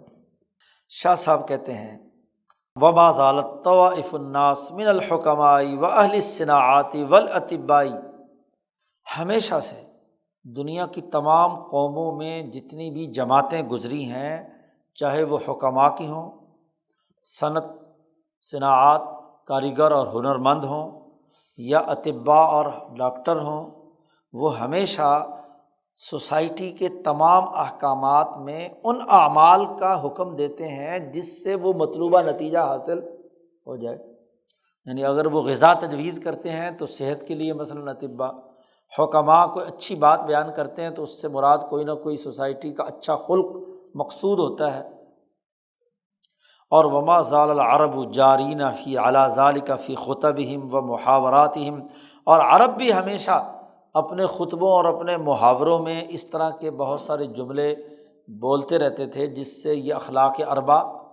پیدا ہوتے رہیں اور انسانی جو اعتدال کی سوسائٹی اور معاشرت ہے، ہاں جی، رفاہیت متوسطہ ہے، وہ پیدا ہوتی رہتی ہے۔ اب پہلی بات مناسبت کے حوالے سے شاہ صاحب نے پہلی بات بیان کی ہے معنی المناسبت سے، ہاں جی، کہ وہ عمل اور اس کی جزا و سزا جو حضور نے بیان کی ہے اس کے درمیان مناسبت پائی جاتی ہے۔ تو وہ مناسبت کیسے پائی جاتی ہے؟ اس کے پہلی شکل بیان کی کہ اس عمل کا براہ راست اس خلق کے پیدا کرنے سے ایک تعلق ہوتا ہے۔ نمبر 2، او یکون عملا شاقا او خاملا او غیر موافق للطبیعہ، کہ وہ عمل بڑا مشقت والا تھا مثلاً، یا ایسا تھا جو لوگوں میں رائج نہیں رہا، ہاں جی، ختم ہو چکا تھا، اور انسانی طبیعت کے موافقت نہیں رکھتا تھا، طبیعت اس سے پرہیز کرتی ہے، بڑا مشقت والا عمل ہے۔ اس عمل پر صرف وہی لوگ ہی پختگی کے ساتھ عمل کر سکتے ہیں جو واقعتاً مخلص ہوں،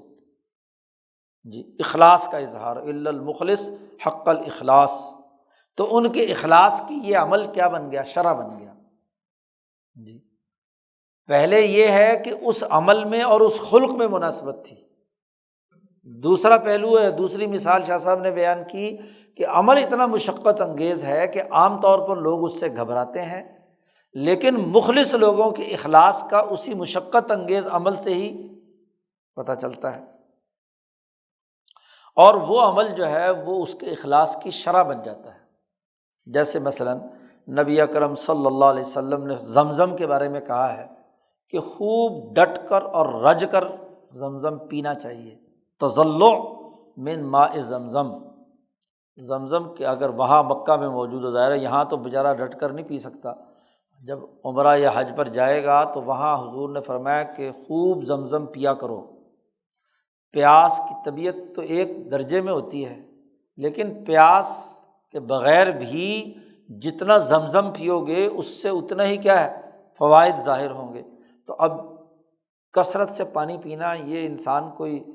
عام نارمل حالات میں پسند نہیں کرتا، لیکن زمزم کی خصوصیت یہ ہے کہ چونکہ یہ انسانی جسم کو پاک اور صاف کرتا ہے، صفائی کرتا ہے، جتنا بھی پی لیا جائے اتنا ہی ہضم ہو جاتا ہے،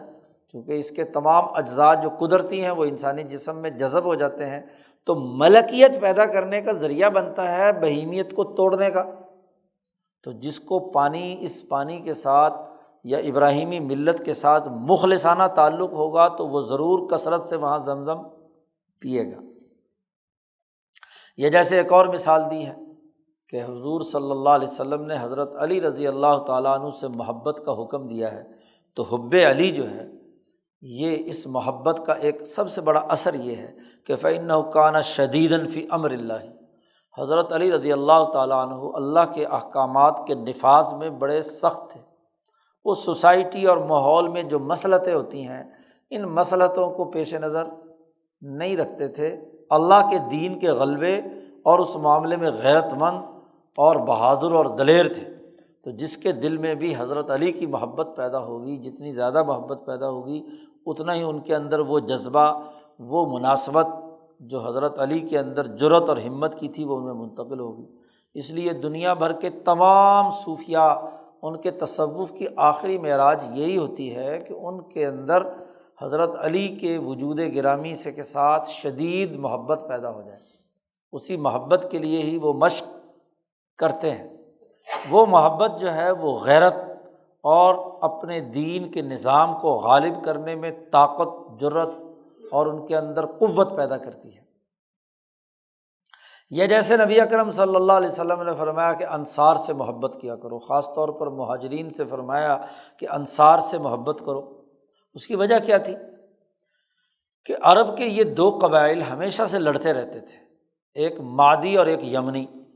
ہاں جی، ماد ابن عدنان کی اولاد یہ مکے والے تھے، اور جو دوسرے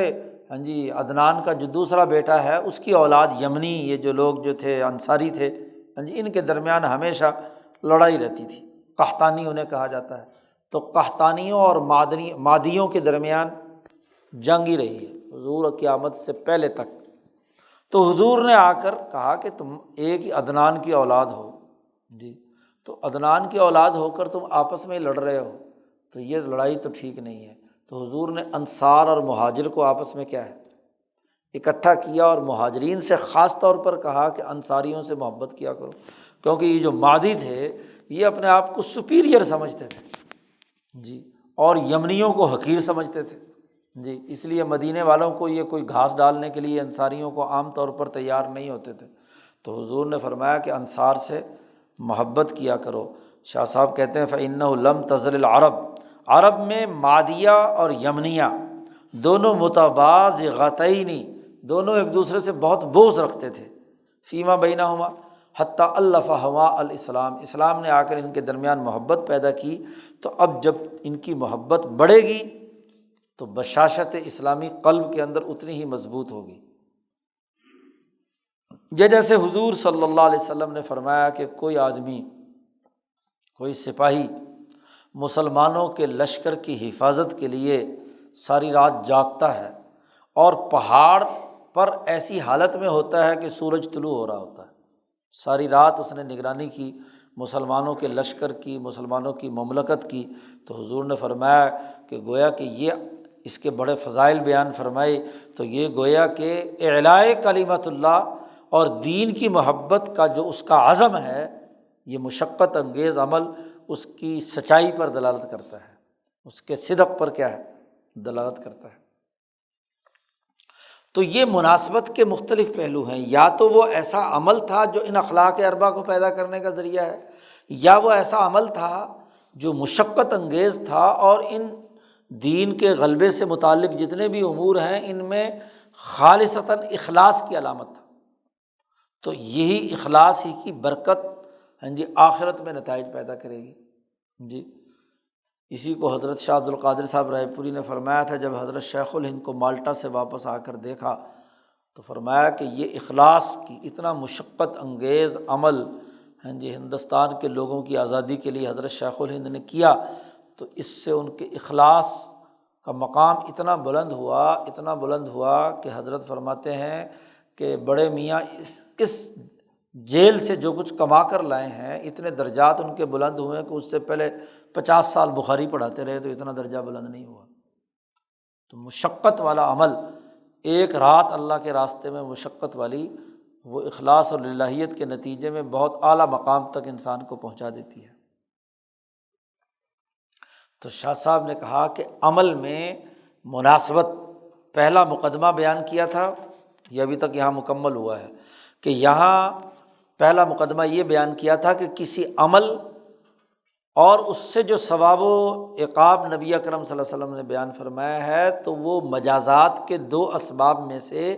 کسی نہ کسی ایک سبب کے ساتھ اس کی مناسبت پائی جاتی ہے۔ تو مناسبت سے متعلق جتنے پہلو تھے اس کی 5-6 مثالیں دے دی، اور پھر اس مجازات کے جو دونوں دائرے تھے، اخلاق اربع یا ملأ اعلیٰ کے نظام کی پابندی جی اخلاص کے ساتھ کرنا، اس پورے مقدمے کو شاہ صاحب نے بیان کیا۔ ابھی یہ مقدمہ ہے، تیسرا قانون ابھی واضح نہیں ہوا، تیسرے قانون کا پہلا مقدمہ یہاں واضح ہوا ہے، اور اس تیسرے قانون کا دوسرا مقدمہ المقدمۃ الثانیہ یہ ہے کہ ان الانسان اذا مات ورجع الی نفسہ، جب انسان مر جاتا ہے اور خالصتاً اس کی روح اپنی اصل روح کی طرف لوٹتا ہے، وَإِلَىٰ هَيْئَاتِهَا الَّتِي انْسَبَغَتْ بِهَا، اور اس روح میں وہ اخلاق یا ہیئات جی ملکات جس سے وہ روح رنگین ہوئی ہے اس کی طرف متوجہ ہوتا ہے مرنے کے بعد۔ اب چاہے وہ ہیئات الملائمۃ لہا، اگر صحیح اور اچھے اخلاق اور حیات ہیں تو وہ اس کی روح کے ساتھ مناسبت رکھتے ہیں، اور والمنافرۃ ایہا، اور اگر بد اخلاقیاں ہیں، چاروں اخلاق کی ضد موجود ہے تو گویا کہ نفرت والے حیات اس کے اندر پائی جاتی ہیں۔ تو لا بد مرنے کے بعد وہ تکلیف یا نعمت کی صورت میں ضرور ظاہر ہوتے ہیں۔ مرنے کے فوراً بعد لا بد ان تظہر، وہ ظاہر ہوتی ہیں صورت التعلم، یا تو تعلم اور تکلیف، اور یا تنعم نعمت اور انعام کی صورت میں بأقرب ما ہنالک، قبر ہو، حشر ہو، یا آگے جنت یا دوزخ ہو، تینوں جگہوں پر جیسی جیسی وہاں کا عالم مثال یا عالم ارواح یا عالم جو ہے اس سے آگے کا ملائے اعلیٰ کا ملکوت کا، تو ان تمام عالم میں جیسی جیسی نوعیت ہوگی، وہ جو خلق اس کے ساتھ وابستہ ہے، اس کی روح کے ساتھ چمٹے ہوئے ہیں، اچھے اخلاق چمٹے ہوئے ہیں، تو اس کے مطابق انعامات کا دروازے کھلتے چلے جائیں گے۔ یعنی مرنے کے بعد قبر میں جب کہا جاتا ہے کھڑکی کھول دی جائے گی جنت کی ہوا آئے گی، تو اب کھڑکی ہی ہوگی نا، ابھی جنت میں تو نہیں پہنچا، لیکن وہاں سے ہوا آئے گی، اس لیے کہ وہ 4 اخلاق اس کے اندر مثلاً پائے گئے، طہارت ہے، وغیرہ وغیرہ ہے۔ اس لیے حضور نے فرمایا کہ جو آدمی دنیا میں پیشاب کے قطروں سے نہیں بچتے ان کو عذاب قبر ہوتا ہے۔ اس کا مطلب یہ کہ انہوں نے طہارت اور پاکیزگی پورے طریقے سے حاصل نہیں کی۔ تو خلق طہارت جب نہیں ہے، استنجا اچھے طریقے سے خشک نہیں کیا، قطرے لگے جسم پر، تو طہارت پوری نہیں ہوئی۔ جب طہارت پوری نہیں ہوئی تو نماز نہیں پوری ہوئی، تو اس کو کہا کہ یہ عذاب قبر کا سبب بنتا ہے، تو وہ اس کی وہ سزا اسے بھگتنی ہے اس درجے کے مطابق۔ بالفرض اس کی سزا یہاں مکمل ہو گئی اور باقی اس کی چیزیں درست ہیں، تو حشر کے میدان میں اور اس کے لیے کچھ سہولت ہو سکتی ہے، اور اگر اس کے بعد کے مرحلے ہیں تو اس کے اندر بھی ویسے جیسے جیسے اعمال ہوتے ہیں تو وہ ضرور تعلم یا تنعم۔ اگر یہ چاروں اخلاق اعلیٰ ترین درجے میں اس کے اندر موجود ہیں تو تنعمات ہیں بأقرب ما ہنالک۔ شاہ صاحب کہتے ہیں کہ یہ جو اخلاق یا ہیئات انسانی نفس کے ساتھ چمٹے ہوئے ہیں، وابستہ ہیں، ان میں اور وہ جو اس خلق کے نتیجے میں جو تکلیف دہ صورتحال یا انعام والی صورتحال سامنے آ رہی ہے، ان کے درمیان جو ملازمت یہ جو پائی جاتی ہے، یہ ملازمت صرف عقلی ہی نہیں ہے، لا اعتبار فی ذلک للملازمۃ العقلیہ، محض عقلی ملازمت ہی نہیں ہے، بل لنوع آخر من الملازمات، یہ ملازمت عادی بھی ہے، یعنی عادتاً اور عرفاً، جیسے دنیا میں ہم باقی چیزوں کو دیکھتے ہیں کہ اس عمل کا یہ نتیجہ، ہمیں روٹی کھائیں گے تو توانائی آئے گی، یہ عادی ملازمت ہے نا، اس کے لیے کسی عقل دوڑانے کی ضرورت نہیں ہے۔ ہاں، دھواں دیکھ کر آپ کہیں گے آگ جل رہی ہے اور آگ آپ کو نظر نہ آ رہی ہو تو آپ ملازمت عقلیہ کہیں گے اسے، کہ عقل سے آپ نے ادراک کیا اس کا۔ لیکن ایک ملازمت عادی ہے کہ جو بالکل 2 اور 2 4 کی طرح واضح ہے، جسم پر طاری ہے، تو یہاں وہاں سزا و جزا محض عقلی نہیں ہوگی کہ دماغ کو کوئی تکلیف ہو رہی ہے، باقی وجود ویسا کا ویسا پڑا ہے، نہیں، ملازمت عادیہ بھی ہے۔ لِأَجْلِهَا يَجُرُّ بَعْضُ حدیث النفس بعضاً، کہ جس کے نتیجے میں انسان کی جو حدیث نفس ہے، انسان جب گفتگو اپنے آپ سے کر رہا ہوتا، حدیث نفس کسے کہتے ہیں؟ اپنے آپ سے باتیں کر رہا ہوتا، تو اپنے آپ سے باتیں کر رہا ہو تو وہ اس کے پورے وجود پر طاری ہوتی ہے نا، تو اسی طریقے سے یہ ظاہر ہوں گی۔ وعلی حسبها یقع تشبہ المعانی فی المنام، اور اسی اعتبار سے خواب میں انسان کے سامنے وہ تمام معانی ظاہر ہوتے ہیں، جیسا کہ خواب کی تعبیرات کے اندر ایسے ہی ہوتا ہے۔ اب خواب دیکھنے والا محض عقلی تصویر تو نہیں دیکھ رہا ہوتا، بلکہ جو کچھ خواب میں دیکھ رہا ہوتا ہے وہ اس کے وجود پر بھی کیا ہے، مثلا کوئی خوفناک چیز اس نے دیکھی تو پورے وجود کو پسینہ آیا ہوا ہے، اگر عقلی ہوتی تو صرف عقل ڈرنی چاہیے تھی، جسم کو تو پسینہ نہیں آنا چاہیے تھا۔ تو ایسے ہی یہاں بھی معاملہ ہوگا، یعنی قبر کے اور حشر کے اندر جو سزا یا جزا ہے، جیسا کہ مثال کئی دفعہ پہلے شاہ صاحب دے چکے ہیں کہ وہ مؤذن جو لوگوں کو قبل از وقت روزہ بند کرا دیتا تھا، تو وہ ابن سیرین کے پاس گیا اور ابن سیرین نے ہاں جی بتلایا کہ تمہارے اس خواب کا جو تم نے ظاہری طور پر دیکھا ہے کہ لوگوں کے منہوں اور ان کی شرمگاہوں پر مہر لگا رہے ہو، تو انہوں نے کہا تم کہیں مؤذن تو نہیں ہو؟ مؤذن ہو۔ انہوں نے کہا پھر اس کا مطلب یہ کہ تم قبل از وقت لوگوں کو کھانے پینے سے روک دیتے ہو، جی تو یہ ٹھیک نہیں ہے۔ تو اب خواب والے کو پورا خواب اس کے وجود کے اندر کیا ہے، سرایت کیے ہوئے ہوتا ہے۔ پھر اس بات کو ایک اور انداز سے بھی سمجھنا چاہیے کہ ثم ان فی عالم المثال مناسبات، عالم مثال میں چیزوں کو ایک دوسرے کے ساتھ مناسبات ہے۔ جیسے مثلاً علم کو مناسبت ہے دودھ کے ساتھ، جی ایسے ہی بہت ساری چیزیں ہیں جو عالم مثال میں کسی نہ کسی چیز کے ساتھ اپنا ایک مناسبت رکھتی ہیں۔ فما ظہر جبریل فی صورت دحیہ دون غیرہ الا لمعنی، کہتے ہیں کہ حضرت جبریل علیہ السلام حضور کے پاس آتے تھے دحیہ کلبی کی شکل میں۔ دحیہ ابن خلیفہ الکلبی بڑے خوبصورت اور وجیح صحابی تھے، تو جب بھی حضرت جبرائیل حضور کے پاس انسانی شکل میں آتے تو انہی کی شکل میں آتے تھے دون غیرہ، اور کسی کی شکل میں ایسا نہیں ہوتا تھا۔ وجہ کیا ہے؟ شاہ صاحب کہتے ہیں الا لمعنی، اس کے اندر بھی ایک خاص معنویت پائی جاتی ہے۔ دحیہ کلبی کی شکل اور صورت کو جبرائیل کی شکل و صورت کے ساتھ ایک خاص مناسبت ہے۔ اس مناسبت کی وجہ سے مثالی وجود جو دنیا میں ظاہر ہوتا ہے جبرائیل کا، وہ دحیہ کی شکل میں ظاہر ہوتا ہے۔ یہ جیسے شاہ صاحب کہتے ہیں کہ موسیٰ علیہ السلام کے لیے جو طور پہاڑ پر آگ ظاہر ہوئی تھی، تو وہ بھی ایک خاص معنویت تھی کہ طور پہاڑ کی اس بیری میں ایک خاص قسم کی معنویت پائی جاتی تھی کہ وہ تجلی الہی اس بیری پر ظاہر ہوئی، دنیا کی ہر بیری پر ظاہر نہیں ہوئی، تو ایک مناسبت تھی۔ فالعارف بتلک المناسبات، باقی رہی بات چونکہ اس مناسبت کو سمجھنا ہر ایک آدمی کی بس کی بات نہیں ہے، عالم مثال سے جو لوگ اپنا ربط پیدا کر لیتے ہیں اور ان مناسبات کے جو عارف ہوتے ہیں وہ جان لیتے ہیں کہ اس عمل کی یہ جزا اور سزا ہے، کہ اس عمل کے ساتھ جو مناسبت ہے اس مناسبت کے مطابق وہ بیان کرتے ہیں۔ فی ای صورت یکون، جیسے وہ آدمی جو خوابوں کی تعبیر کا ماہر ہوتا ہے تو وہ خوابوں کو دیکھ کر بتلا دیتا ہے کہ اس خواب سے مراد عالم مثال میں کیا ہے، جیسے ابن سیرین نے بیان کیا۔ تو جو جتنا زیادہ اس عالم مثال کا ماہر ہوگا اتنی اچھی تعبیر دے سکے گا، اتنی اچھی ہی اس معنوی مناسبت کو بیان کر سکے گا۔ یہ دوسرا مقدمہ ہو گیا کہ عالم مثال۔ دوسرے مقدمے میں یہ کہ انسان جب مرتا ہے اور اس کی حیات اور اخلاق سامنے آتے ہیں تو ان حیات اور اخلاق کے مطابق اچھا یا برا اس کے ساتھ معاملہ ہوتا ہے، جیسے عالم مثال کی نوعیت ہوتی ہے اسی کے مطابق اس کی۔ تو اب یہ دو مقدمے معلوم ہو گئے۔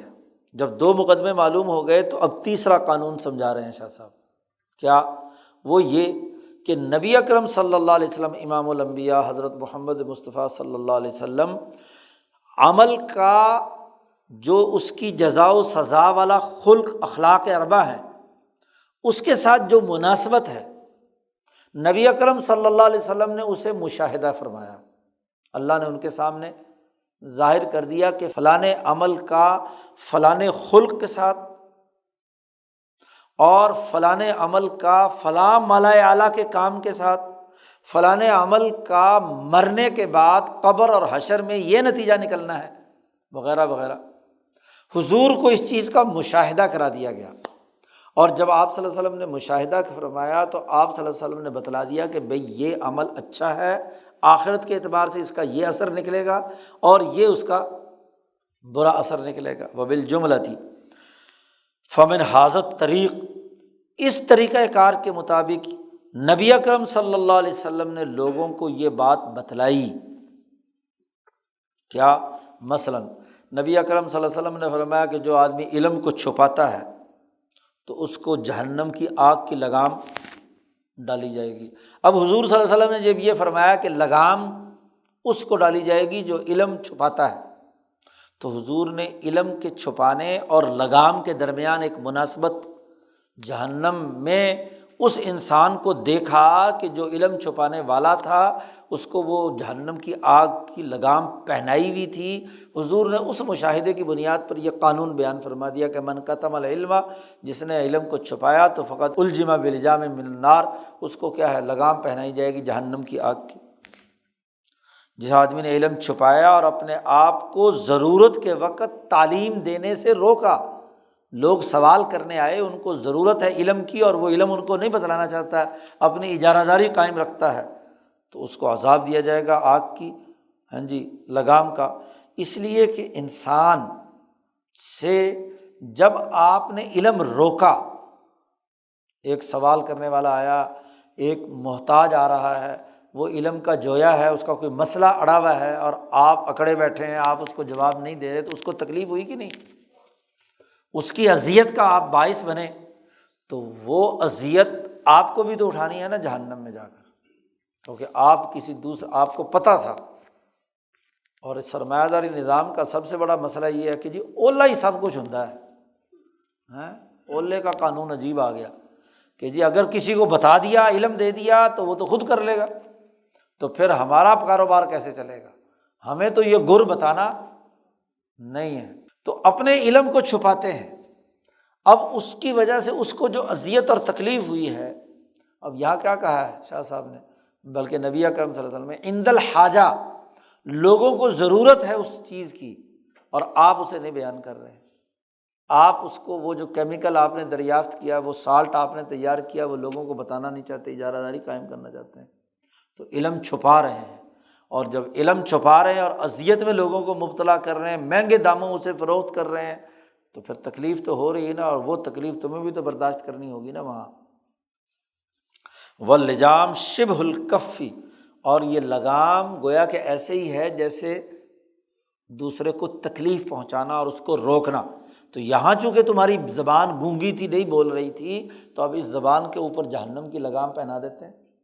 تو دونوں کے درمیان عمل اور اس کے جزا و جزا کے درمیان کیا ہے، ایک مناسبت پائی گئی۔ اس کی بنیاد پر حضور نے فرمایا کہ اس عمل کا آخرت میں یہ نتیجہ نکلے گا۔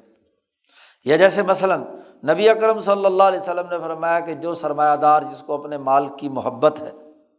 اور ہر وقت اس کا خیال اور دل اسی مال کے 99 کے پھیر میں ہے، اور وہ مال کسی غریب پر خرچ نہیں کرتا، تو نبی اکرم صلی اللہ علیہ وسلم نے فرمایا کہ اسی مال کا توق بنا کر اس کے گلے میں ڈال دیا جائے گا، اور وہ ایک سانپ کی شکل میں ہوگا، بشجاع اقرع، گنجا سانپ۔ گنجا سانپ بڑا زہریلا ہوتا ہے، تو وہ اس کے سر کے اوپر اپنی ایک رکھے گا اور ایک پاؤں میں، اور دونوں طرف سے ڈسے گا۔ تو وہی مال جو بخل کے ذریعے سے، سرمایہ پرستی کے ذریعے سے جمع کیا اور انسانیت کے لیے اسے خرچ نہیں کیا، نبی اکرم صلی اللہ علیہ وسلم نے اس مال کی مشاہدہ فرمائی جہنم میں کہ وہ اس طریقے سے، آپ صلی اللہ علیہ وسلم نے اسے بیان کر دیا۔ ایسے ہی والذی یتعانی فی حفظ الدراہم والدنانیر والانعام، جو آدمی ہر وقت اس کام میں لگا ہوا ہے کہ درہم اور دنانیر، نوٹ اور سکے حفاظت کے ساتھ گڈیاں بنا بنا کر رکھے، اور جانور جو ہے اس کے پاس بہت کثرت سے ہونے چاہیے، اور اسی کے اندر مگن ہے، بخل اس کے اندر کسی کو دینے کے لیے تیار نہیں، یا بس جا کر دروازہ کھول کر دیکھ لیتا ہے اتنے نوٹ جمع ہیں، اتنے پیسے جمع ہیں، خرچ نہیں کرتا، تو اللہ تبارک و تعالیٰ انہی اشیاء سے اسے سزا دے گا، علی ما تقرر عندہم من وجہ التعزی۔ اگر وہ سونے چاندی کے ہیں تو انہی کو تپا کر اس کے جسم پر لگا کر کہے گا والذین یکنزون الذھب والفضة ولا ينفقونها فی سبیل اللہ فبشرھم بعذاب علیم، داغا جائے گا اس کا ماتھا، دائیں بائیں آگے پیچھے۔ اور وہاں بھی یہ تینوں چیزیں کہی ہیں، مفسرین نے لکھا ہے کہ سب سے پہلے اس مال کا داغ ماتھے پر لگایا جائے گا، کیونکہ جب بھی کوئی بھیک مانگنے آیا یا کوئی سائل آیا تو سب سے پہلے تیوری کہاں چڑھتی ہے؟ دینا نہ چاہے تو ماتھے پر، چہرہ آدمی بول، پھر بھی اگر مانگے تو پھر رخ ادھر پھیر لیتا ہے، تو پھر دایاں حصہ، اور اگر پھر بھی مانگے تو پھر ادھر کر لیتا ہے، اور اگر بالکل پیچھا نہ چھوڑے تو پیچھے، اس کو پیچھے چھوڑ کر پشت اس کی طرف کر لیتا ہے۔ تو اس لیے قرآن نے کہا فَتُقْوَىٰ بِهَا جِبَاهُهُمْ و جنوبہم و ظہورہم، چاروں طرف سے اس کو داغا جائے گا۔ تو اس عمل کی اس کے ساتھ جو مناسبت ہے، اس کا حضور نے مشاہدہ کیا اور اس کے مطابق حضور نے بیان فرمایا۔ یا اسی طریقے سے حضور نے فرمایا کہ جو آدمی اپنے آپ کو خودکشی کرتا ہے کسی لوہے سے، بحدیدہ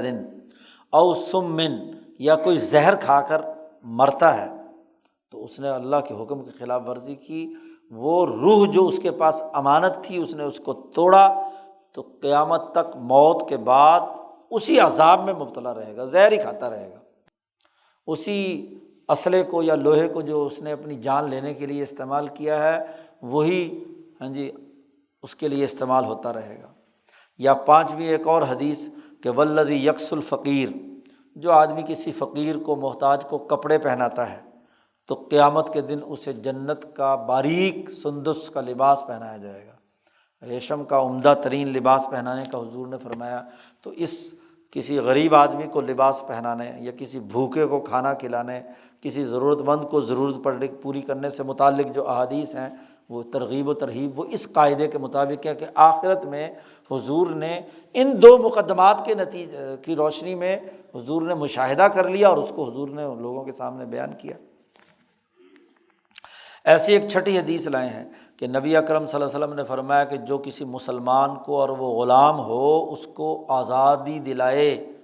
آزادی کی جد و جہد کرے، اور وَيَفُكُّ رَقَبَتَهُ عَنْ آفَةِ الرِّقِّ الْمُحِيطِ بِهِ، کسی غلام کی غلامی کو توڑے جس آفت نے اس کے اوپر چاروں طرف سے احاطہ کیا ہوا ہے۔ تو نبی اکرم صلی اللہ علیہ وسلم نے فرمایا کہ جس کو اس نے آزاد کروایا اس کے ہر عضو کے بدلے میں اس انسان کا ہر عضو جہنم کی آگ سے محفوظ ہو جائے گا۔ قرآن نے خود کہا فک رقبہ، تو گویا کہ اس عمل میں جو انسانیت کی آزادی کے لیے کیا اس نے، اس میں اور اس کے جو نتائج ظاہر ہونے ان کے درمیان ایک مناسبت تھی۔ تو ترغیب و ترہیب اس قاعدے کلیے کے مطابق ہے۔ تین قاعدے، تین اصول ہو گئے۔ چوتھا اصول ومنہا تشبیہ ذالک العمل بما تقرر فی الاذہان حسنہ او قبحہ اما من جہت الشرع او العادتی، کہ وہ عمل اس کی تشبیہ اور مشابہت لوگوں کے ذہن میں اچھائی یا برائی کی صورت کے اندر کسی تشبیہ کی صورت میں حضور نے بات بیان فرمائی۔ ترغیب و ترہیب کسی مشابہت کے تناظر میں ہے کہ یہ عمل کرو گے تو یہ مشابہ ہے ذہنوں میں موجود کسی حسن سے، یا ذہنوں میں موجود کسی برائی کے ساتھ مشابہت رکھتا ہے یہ عمل،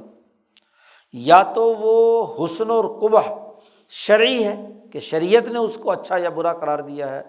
او العادتی یا عام عرف میں لوگوں کے ہاں وہ اچھائی اور برائی سمجھی جاتی ہے۔ وفی ذلک لا بد من امر جامع بین الشیئین مشترک بینہما، اور اس سلسلے میں اگر حضور نے کوئی ترغیب و ترہیب سے متعلق عمل بیان کیا ہے تو وہ ہے کہ دونوں چیزوں کے درمیان جن کو ایک دوسرے سے مشابہت دی جا رہی ہے، مشابہت ترغیب و ترہیب کے تحت دی جا رہی ہے، ان میں کوئی جامع ایسا پہلو ہو جس کی بنیاد پر ان دونوں میں مشترکات پائے جاتے ہوں، اور وہ دونوں کے درمیان قدر مشترک کے طور پر موجود ہو، ولو بوجہ من الوجوہ۔ مثلا نبی اکرم صلی اللہ علیہ وسلم نے فرمایا کہ جو آدمی فجر کی نماز پڑھنے کے بعد مسجد میں مرابط بن کر بیٹھتا ہے، ذکر اذکار کرتا ہے، اور سورج کے طلوع ہونے تک بیٹھا رہتا ہے الی طلوع الشمس، اس کی مثال ایسے ہی ہے، اس کو مشابہت دی حضور نے کہ بصاحب حجۃ و عمرۃ، جیسے اس نے حج کر لیا اور عمرہ کر لیا۔ اب مسجد جو بھی جس میں نماز 5 وقت کی پڑھی جاتی ہے، یہ مسجد حرام کی تابع یا اس کی ذیلی نمائندہ ہے۔ مسجد نبوی کی بیٹی ہے یا مسجد حرام کی بیٹی ہے، بنت کعبہ ہے، تو حج جو یا عمرہ ہوتا ہے اس کا تعلق بھی مسجد حرام کے ارادے سے اور عزم سے انسان جاتا ہے۔ تو اب اگرچہ حج پورا تو نہیں ہے، نہ ہی عمرہ پورا ہے، لیکن خالصتاً اللہ کے گھر میں اللہ کی رضا کے لیے اللہ کی طرف متوجہ ہو کر اللہ کے دین کے سیکھنے سکھانے کی نیت سے وہاں بیٹھتا ہے، اپنے دل کو باندھتا ہے، مرابط کہا ہے، قلب کو ادھر ادھر کے خیالات سے ہٹا کر اس کے ساتھ اپنے آپ کو وابستہ کرتا ہے، تو وہاں حضور نے فضیلت میں ترغیب دینے کے لیے بات کی، مشابہت بیان کی، ہاں جی، کما شبہ المراتب، تو اس کو کہا حضور نے کہ جیسے سورج کے جیسے حج کرنے والا ہے یا عمرہ کرنے والا ہے۔ تو تشبیہ کے اندر ضروری نہیں ہوتا کہ مشبہ اور مشبہ بہ میں من کل الوجوہ مناسبت اور ہر پہلو سے کیا ہے وہ ایک جیسے ہوں، ایسا تو نہیں ہے، لیکن کسی نہ کسی درجے میں مشابہت پائی جاتی ہے۔ اب اس میں جو دو انتہا پسندیاں پائی جاتی ہیں، ایک تو یہ کہ جو اس کی فضیلت بیان کرنے والے ہیں، عام طور پر تبلیغ والے یہ حدیث بڑی بیان کرتے ہیں۔ ابھی میں گیا ہوا تھا وہاں ایک سفر میں، تو وہاں مسجد میں فجر کے بعد درس ہوا، تو وہ بعد میں ایک تبلیغی صاحب کہنے لگے چلو جی حج کر لیں، یعنی ان 2 رکعتوں کو یا اس مسجد میں بیٹھنے کو اس نے حج کہا۔ اب یہ کہ تشبیہ ہی ہے، اور تشبیہ کے لیے مثلاً جیسے قانون اور ضابطہ ہے نا کہ فلاں آدمی مثلاً زید کالاسدی، کہ زید شیر کی طرح ہے۔ اب اس کا مطلب یہ تو نہیں کہ زید شیر ہے، اس کی دم بھی لگی ہوئی ہے، اس کا سب کچھ ہے۔ مشابہت تو یہ کہ دل میں یعنی بہادری میں دونوں میں کیا ہے مناسبت پائی جاتی ہے، بس۔ ایسے ہی جب یہ عقلی قانون اور قاعدہ اصول ہمارے سامنے ہوگا تو اس کا مطلب یہ کہ ایک مشابہت ہے، ایک گناہ مشابہت ہے کہ جب آدمی فجر کی نماز سے لے کر طلوع آفتاب تک مسجد میں بیٹھ کر ذکر اذکار کرتا ہے اور مکمل اللہ کی طرف متوجہ اور مراقبے کی حالت میں ہوتا ہے، تو اس کی مشابہت ایسے ہی ہے جیسے ایک آدمی گھر بار کو چھوڑ کر حج کرنے یا عمرہ کرنے جاتا ہے۔ تو اب اس کو مکمل حج اور عمرہ قرار دے دینا یہ بھی غلط ہے، اور سرے سے اس پورے فضیلت کا انکار کر دینا یہ بھی غلط ہے۔ جس درجے کی مناسبت ہے، جس درجے کی مشابہت ہے، وہ مشابہت پائی جاتی ہے۔ یہ جیسے نبی اکرم صلی اللہ علیہ وسلم نے ہدیہ اور یہ جو گفٹ ہوتا ہے، ہبہ جسے کہتے ہیں، اس کے حوالے سے ایک حدیث آتی ہے، حضور نے فرمایا جیسے کتا اپنی الٹی کر کے اس کو چاٹ لیتا ہے، ایسے ہی کوئی کسی کو گفٹ دے اور پھر اسے کہ لاؤ میرا واپس کر۔ کسی کو گفٹ دے کر، ہدیہ دے کر واپس لینا، ہبہ دے کر واپس لینا، اس کو مشابہت دی کہ کتا ہے الٹی کر کے الٹی کو چاٹ لے، تو کتوں کا تو کام ہے ایسا کرنا، لیکن انسان کی یہ حرکت، تو اب مشابہت ایک درجے میں پائی جاتی ہے نا کہ یہ آدمی بھی اتنا دنیا پرست ہے، جیسے کتا لالچی ہوتا ہے ایسے ہی یہ کیا ہے لالچی ہے کہ کسی کو گفٹ دے دیا بات ختم، بعد میں اس سے گفٹ مانگنا واپس لینا، تو اس کو حضور نے ایک تشبیہ اور مشابہت بیان کر کے اس کی ممانعت کر دی۔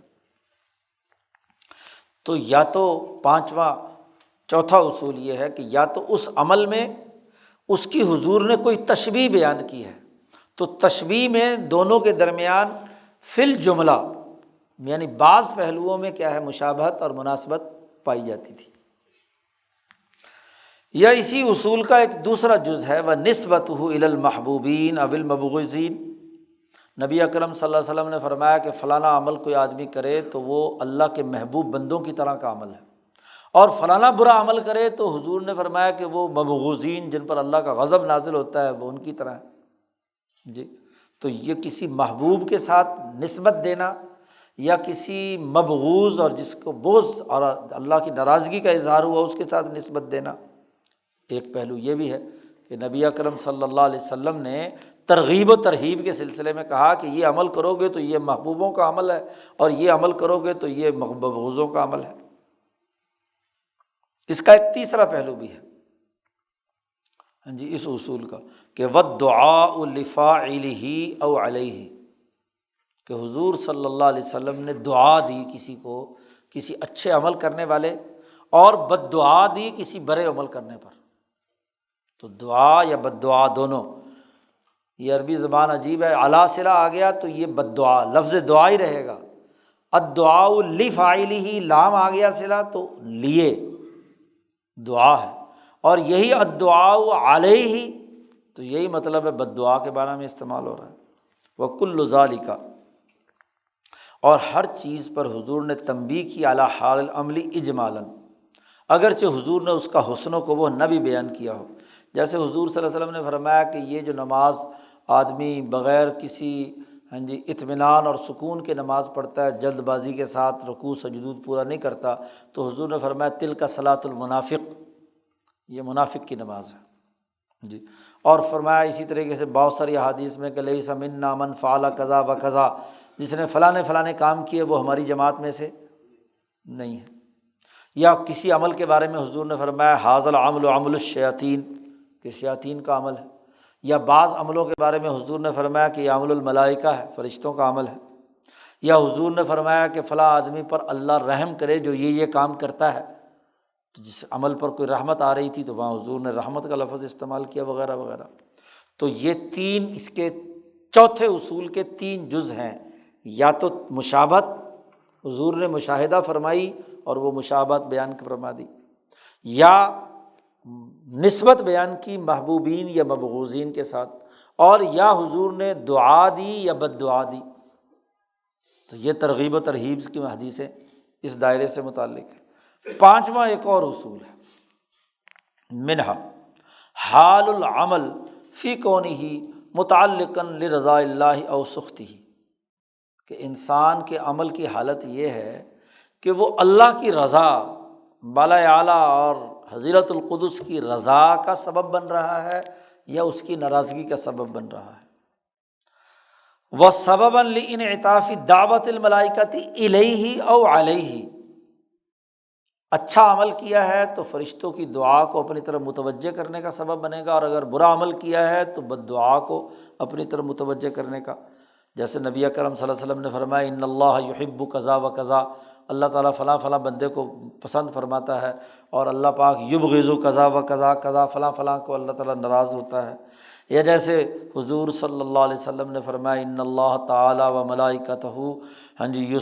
یصلون علی میامن الصفوف، وہ درود و سلام بھیجتے ہیں، دعا کرتے ہیں ان لوگوں پر جو صفیں سیدھی کر کے کھڑے ہوتے ہیں۔ صف میں آگے پیچھے کھڑے ہونے کو نبی اکرم صلی اللہ علیہ وسلم نے بار بار روکا۔ ہر نماز کے شروع سے پہلے حضور صلی اللہ علیہ وسلم کا جو جملہ پیچھے بھی کہیں گزرا تھا کہ تراسو صاد کے ساتھ، تو تراسو مل مل کر کھڑے ہو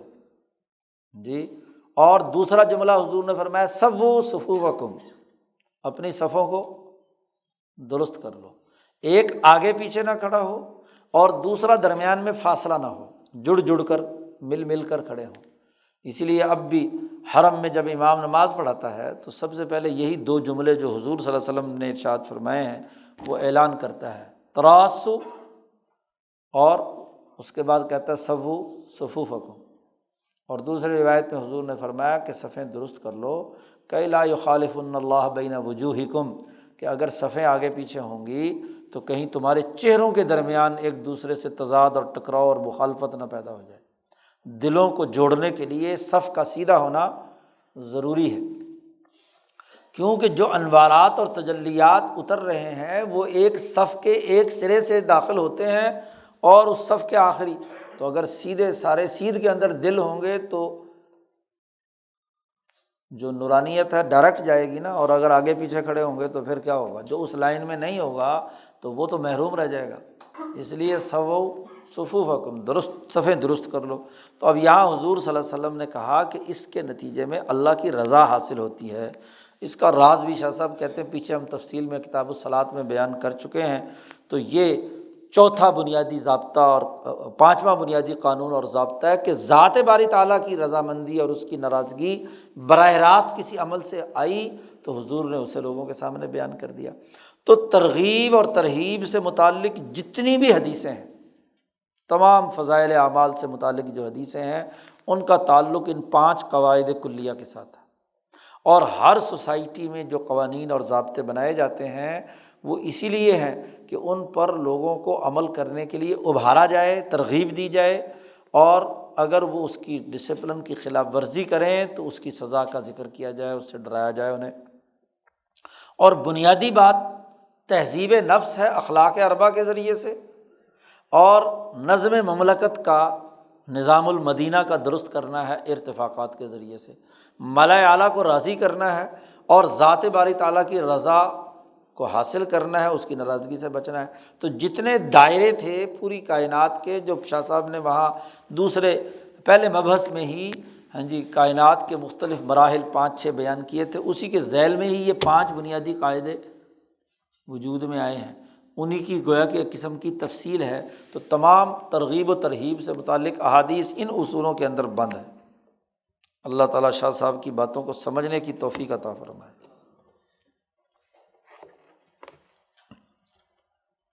اللہم صلی اللہ